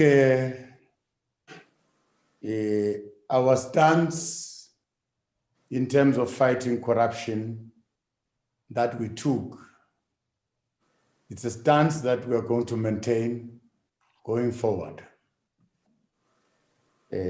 All what is expected from us is to empower and support those institutions that are meant to fight corruption. All our law enforcement agencies, they must be supported, given the right amount of money and personnel, all the necessary equipments to be able to fight corruption. I think as a country, we must realize that it is very important to spend some of our resources to build these institutions. These institutions must stand the test of time, irregardless who's in power, who's running government. These institutions must be there, must be strong, must be able to fight corruption, because corruption can destroy what we have built collectively as a population of South Africa. So it is important that the resolve that we have taken to fight corruption must not just be once off, it must be sustained through our efforts, through what we invest in building those institutions, so that this is not reversible. We're quite aware that there are municipalities that are not viable, that don't have a revenue base. They are unable to collect revenue. These municipalities rely on the grants that they are getting from government and rely on the equitable share that they're getting from government. So through our district development model, we want to empower these local municipalities to have their local economic development forums, identifying projects, assisting SMMEs, so that the potential that is there in the municipality can be enhanced in terms of business. And now, national government is going to be supportive. We are going to do this through the industrial parks that we've identified in each and every province, the special economic zones that we've identified in each and every province, that will crowd in small, medium enterprises that will be able to exploit opportunities that are available, that are prevailing in a municipality. Now, if we've got SMMEs that are doing business, that are working in a municipality, and in return, these SMMEs are going to pay revenue to the very same municipality. That is the only way that we can enhance the revenue base of these ailing municipalities. Thank you very much. Honorable Deputy President. We'll now move over to the last and the fourth supplementary question from Honorable Zanda Mela. Honorable Zanda Mela. Chairperson.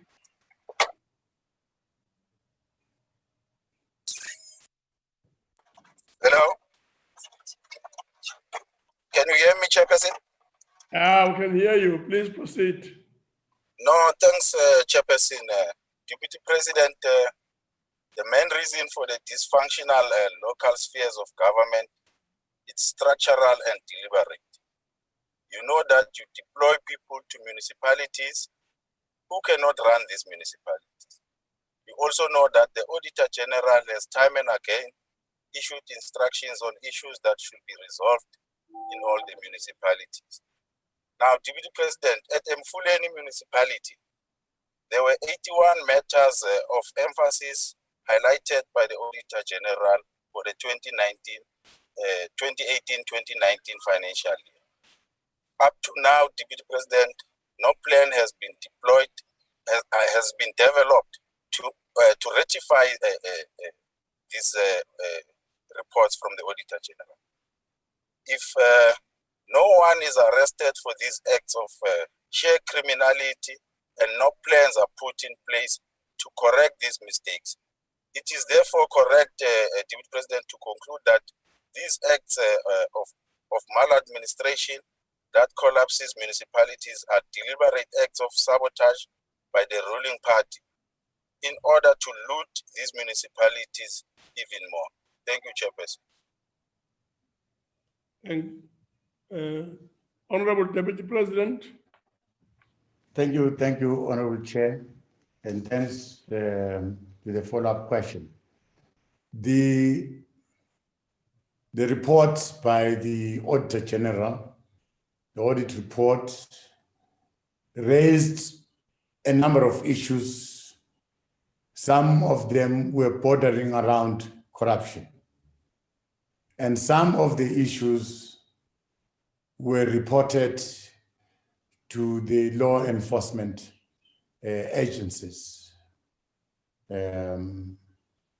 Maybe we can indicate in black and white which are those issues that have been referred to those agencies, the cases that have been opened, so that we indicate that we are taking these matters very serious. Correct. Your observation in terms of the pace at which things are happening in terms of resolving the problem, I think you're right to be concerned about the pace. Now, the extent of the damage in Emfuleni was a bit too deep. Long period of neglect of this infrastructure. Now, that is why we are getting all the spheres of government to collaborate, to try financially to assist that municipality and try and utilize the grants that are due to the municipality and the equitable share that is due to the municipality, collectively monitor how it's being utilized and get support from the province and get support from the national government, which as we speak, the support that is coming from national government has gone beyond $500 million in trying to deal with the sewer spillage and completing the incomplete project. So as much as our people are concerned about the pace of progress, it's well understood, but there is work that is being done. It's only dictated by the availability of resources. Thank you very much. No, thank you very much, Deputy President. The last question is question number 18. And this question is on implementation of social cohesion activities. This question is from Honorable Ndongeni from the Eastern Cape, and the question is directed to the Deputy President. Honorable Deputy President. Honorable Chairperson, thank you very much. As government, we are deeply disturbed by the events that unfolded in Senegal, as well as the degeneration into politics of race baiting and divisive populism. The Senegal events are an indication that the objective of building a country based primarily on non-racialism and unity across cultural diversity remains deferred until we have maximally addressed socio-economic disparities. That is why we reiterate the importance of steadfastly working towards addressing prevailing inequalities, because if these inequalities are structurally deep, they can lead to serious polarization that in turn will result in social and political instability. For as long as deep inequalities exist, whether as a result of wealth or income disparities or extreme poverty, the mere hosting of cultural events will not produce a cohesive society. We know that divisions fester hopelessness in their nature. Therefore, social cohesion hinges on the minimization of economic inequalities. Our view, Honorable Chairperson, is that in order to respond in a sustainable manner to the incidents that of Senegal, we must focus on three key aspects, namely consensus values that shape our nationhood, ensuring that we work towards economic inclusion and collective action in resolving social issues that confront us as a nation. That is why we must confront the historical injustices that continue to threaten our peace and stability, to enable us to move forward as one people, one nation, and as one South Africa.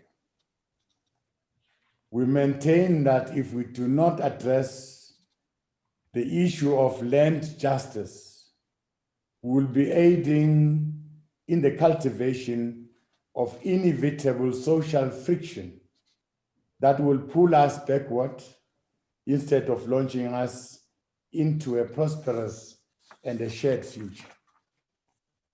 The unfinished program of land reform, as well as prevailing conditions of inequalities, provides fertile ground for social discord and political instability.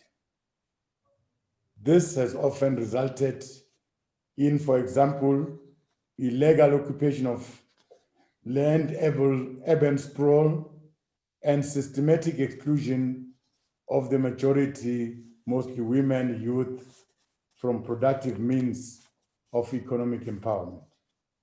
As government, our task is to ensure that our farming communities live in peace and harmony, to support efforts towards increased agricultural production so that we sustain food security and economic growth. Crimes such as murder, stock theft, and the violation of rights of farm dwellers and workers must be condemned by all of us. We must fight and defend the rights of everyone. Opportunities must be created for everyone to work the land and eke out a living without fear of being murdered or violated. We must encourage broad-based participation and collaboration among all those who work and live on the farms to work with the law enforcement agencies in making a farming environment safe for everyone. The preamble of our Constitution commits all of us to heal the divisions of the past and establish a society that is based on democratic values, social justice, and the fundamental human rights, as well as improve the quality of life of all citizens and free the potential of each person. This elemental understanding informed the agents of resolving the land question after 26 years of democracy and underscores the importance of achieving spatial transformation and human development for the landless majority. Our pursuit of land reform program is thus to correct the historical injustices of As you land disposal. conclude, Deputy President. It is a quest, Honorable Chair, to difficulties. achieve social equality, nation building, and unlocking of our country's economic potential in order to build a sustainable future for all South Africans. Thank you very much. No, thank you very much, Deputy President. The first supplementary question comes from Honorable Ndongeni. Honorable Ndongeni.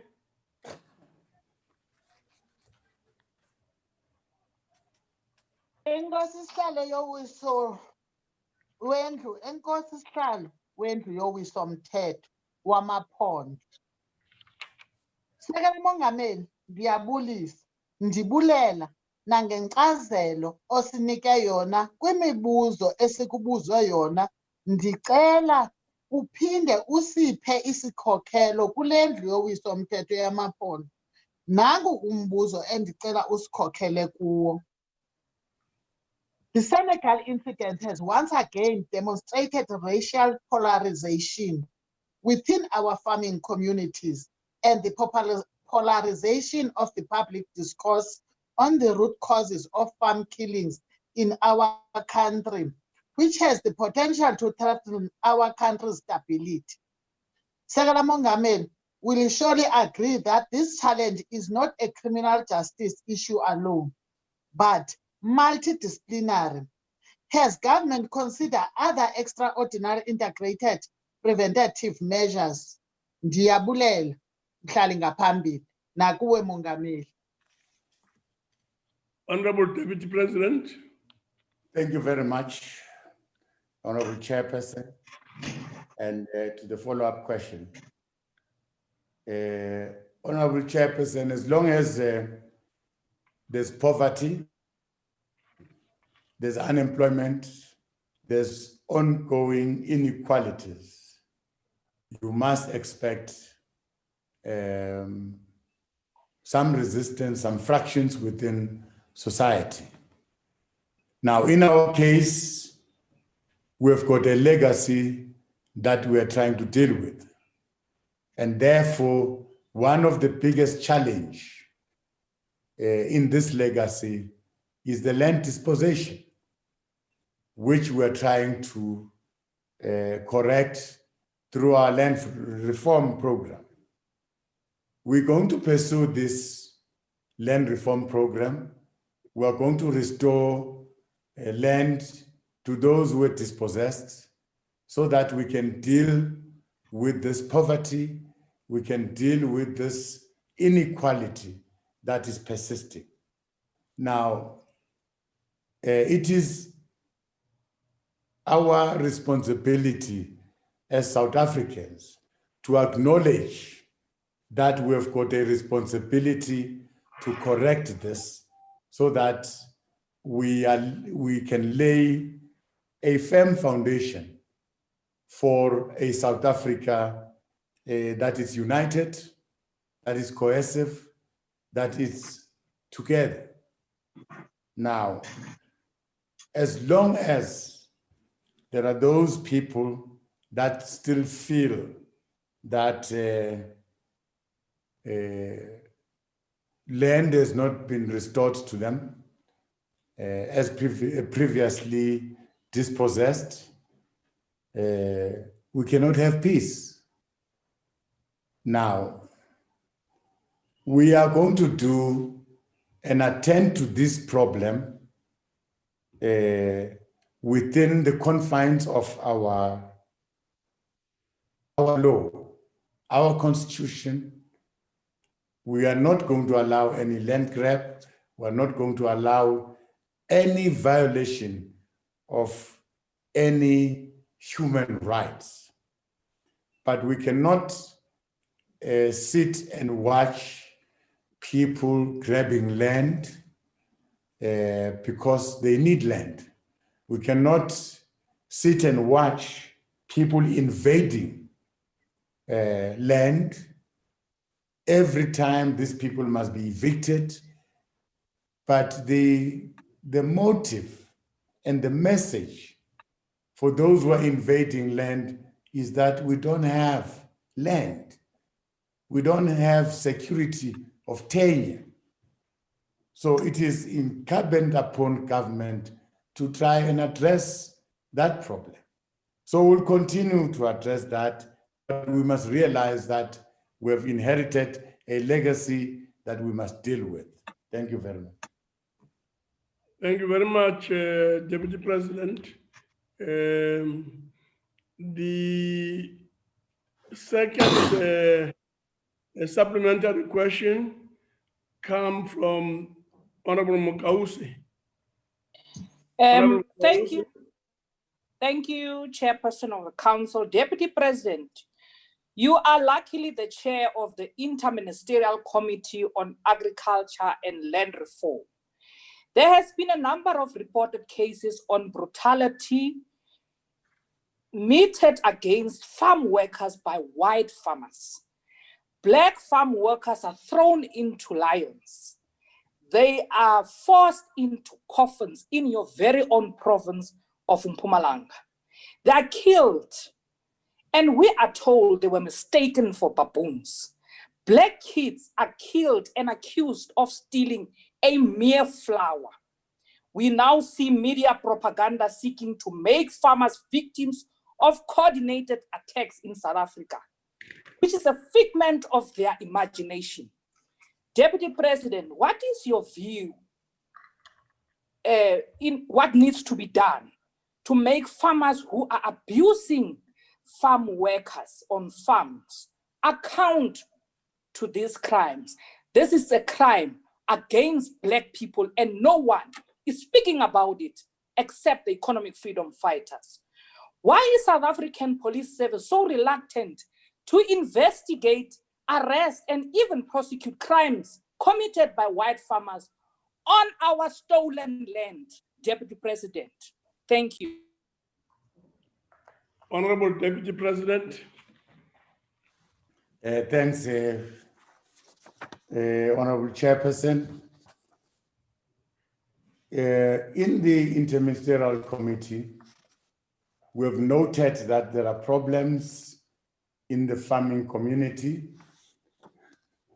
and we have now invited the Department of Police to be part of the Interministerial Committee.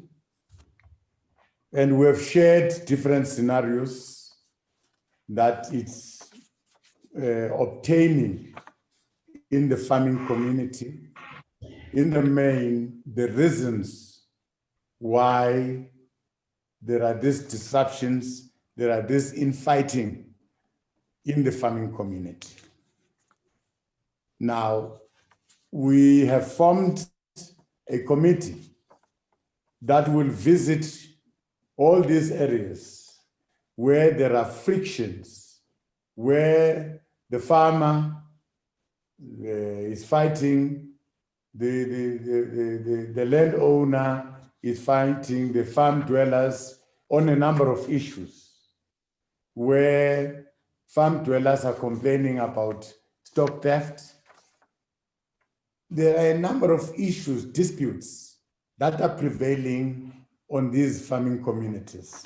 And we thought maybe this is an opportune time to go in, hear them, resolve them, and try and present a long-lasting solution to those disputes. But we know very well that behind these disputes is land hunger. People are looking for land, either to stay, to keep their cattle, and to farm. So in the main, as we hear, we listen, we must be in a position to provide a solution as government by affording these landless people land to keep their stock, land where they can farm. So this is the approach that we've taken as the IMC, and we are going to be visiting those areas. We're going to be listening, and we are going to start by those areas where the farm owners have evicted the farm dwellers, put them on the road. That is where we're going to start. We're going to discuss with those evicted farm dwellers, and in the final analysis, provide them with land where they can keep their stock and where they can farm. Thank you very much. Chairperson, on a point of order. Yeah, what is the point of order, Member Mukausi? Chairperson, the Deputy President is not even speaking about what I spoke on my follow-up. Why is he so afraid to confront white arrogance and white people on our stolen land? I spoke about people who are but that's not the point of in order. your own province. Our kids who are being murdered. Just stealing flowers. Why are you so afraid to confront white people? No, Honorable, that's not the point of order. And therefore we'll move on. And I'm sure it's late in the day for me to emphasize the point. Please do not do what you have just done now. You are completely out of order. Let's move on to the third supplementary question. Honorable Klute.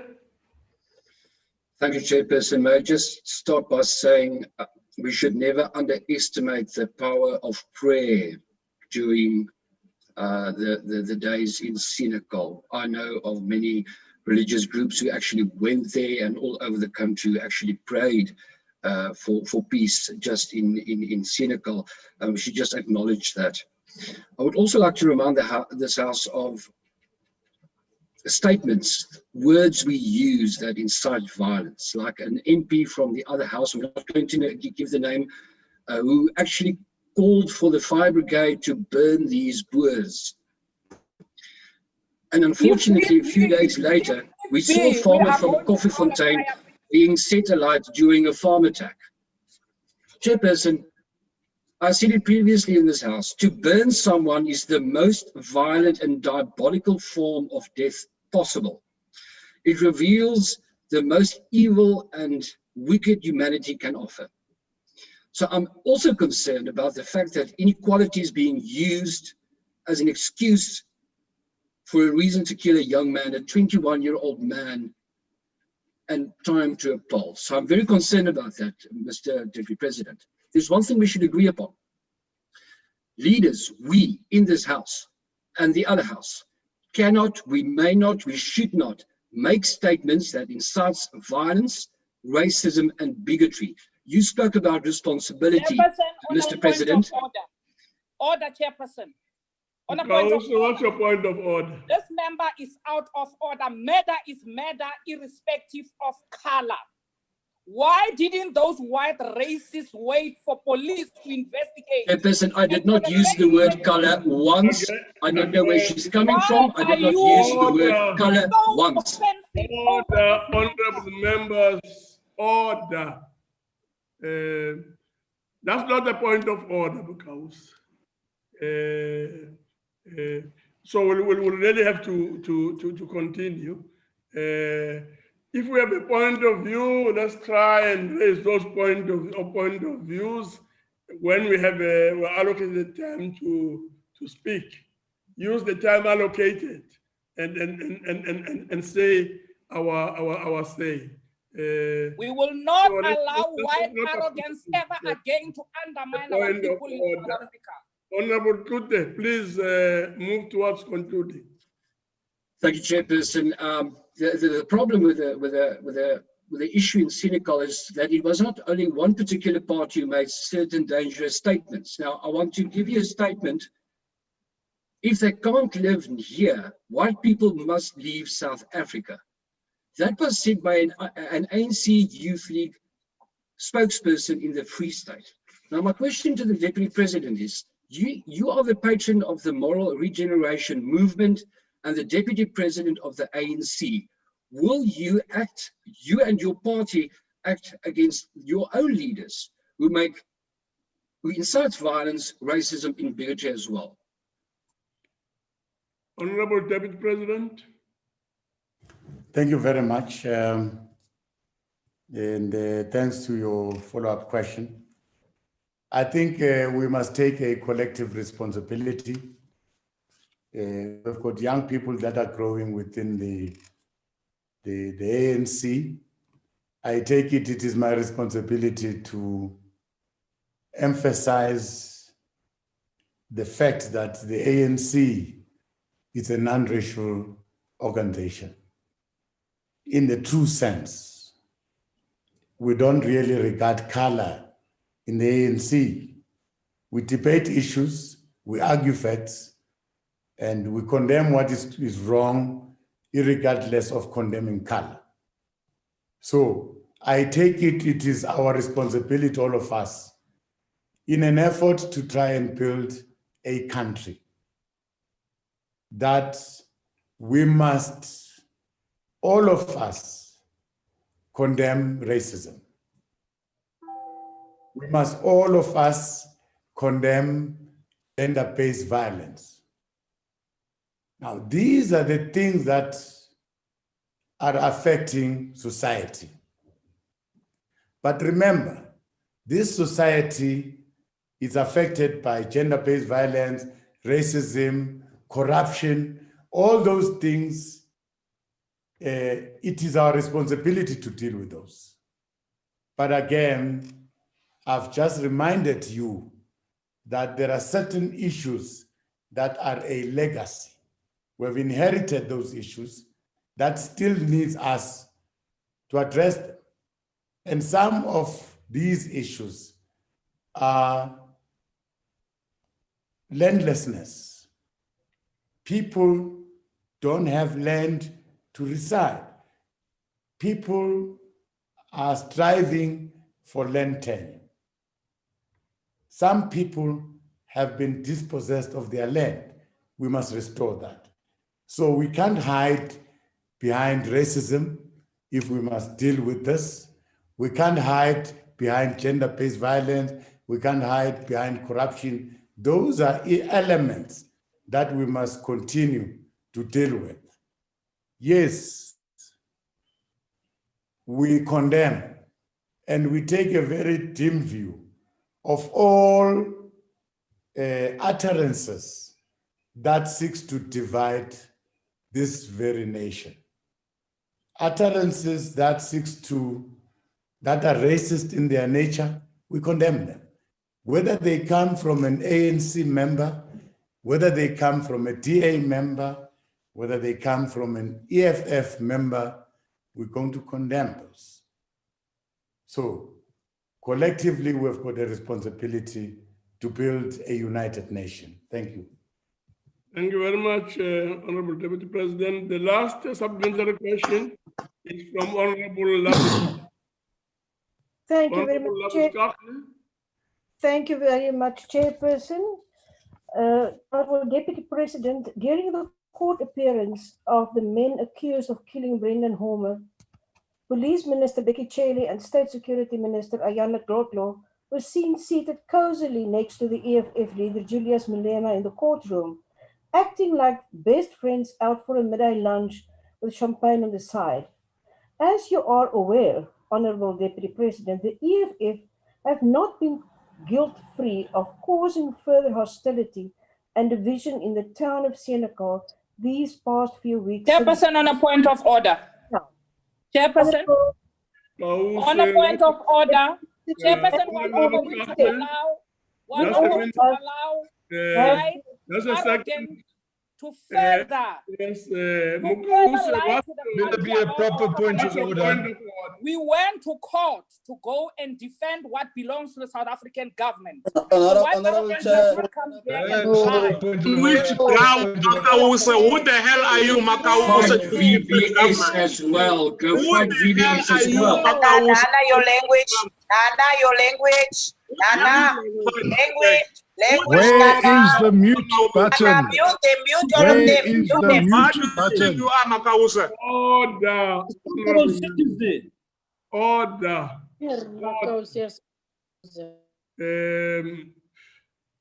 We will really have to proceed and allow Honorable Labuskachne to finish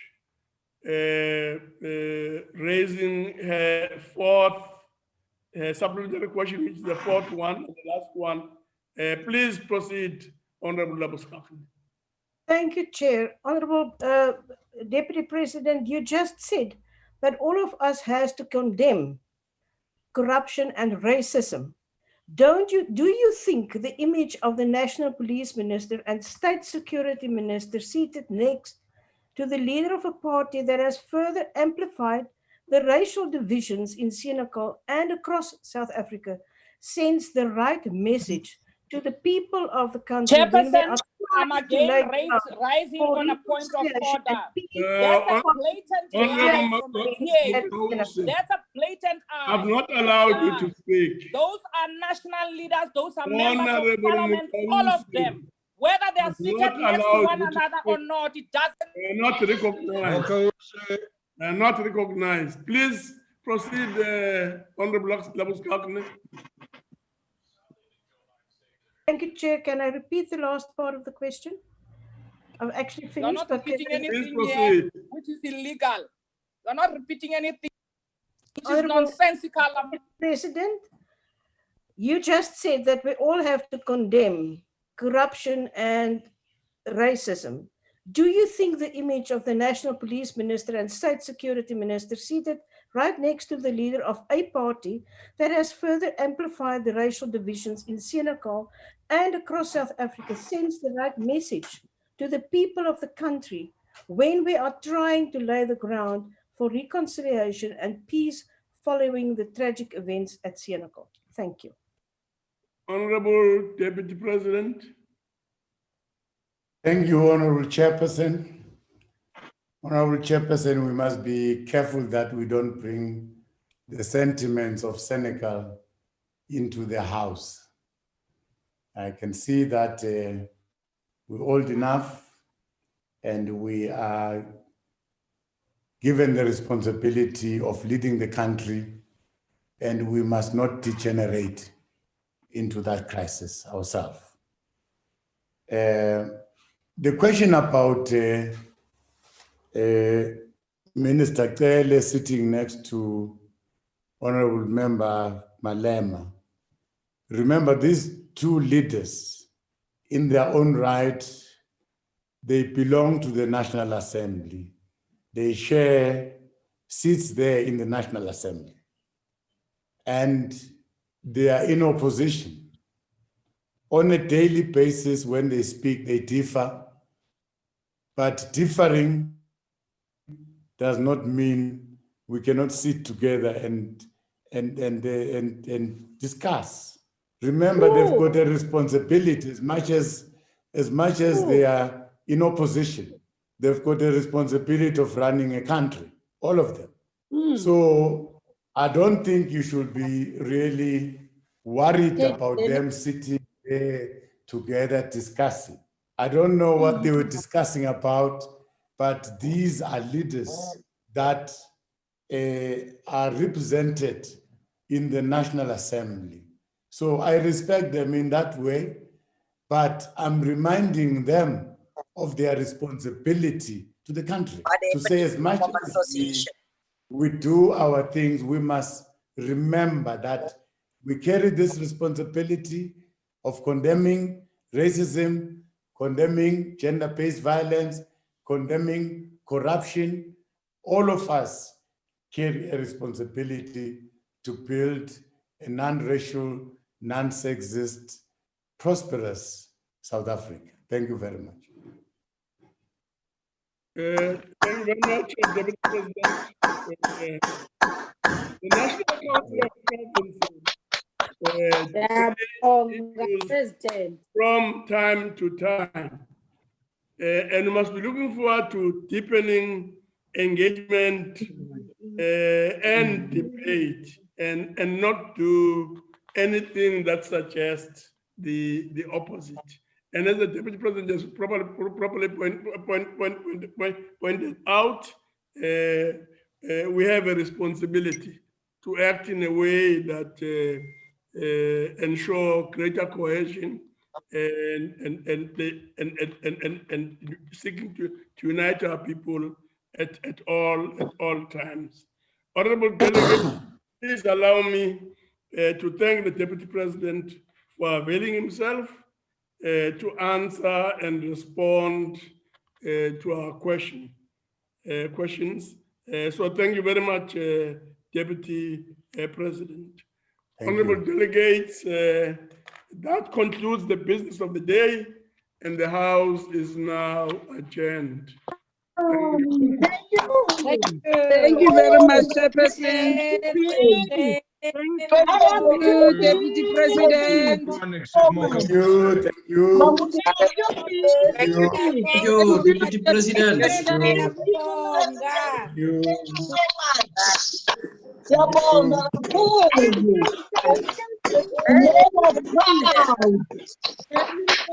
Let us proud today, Deputy President. Thank you.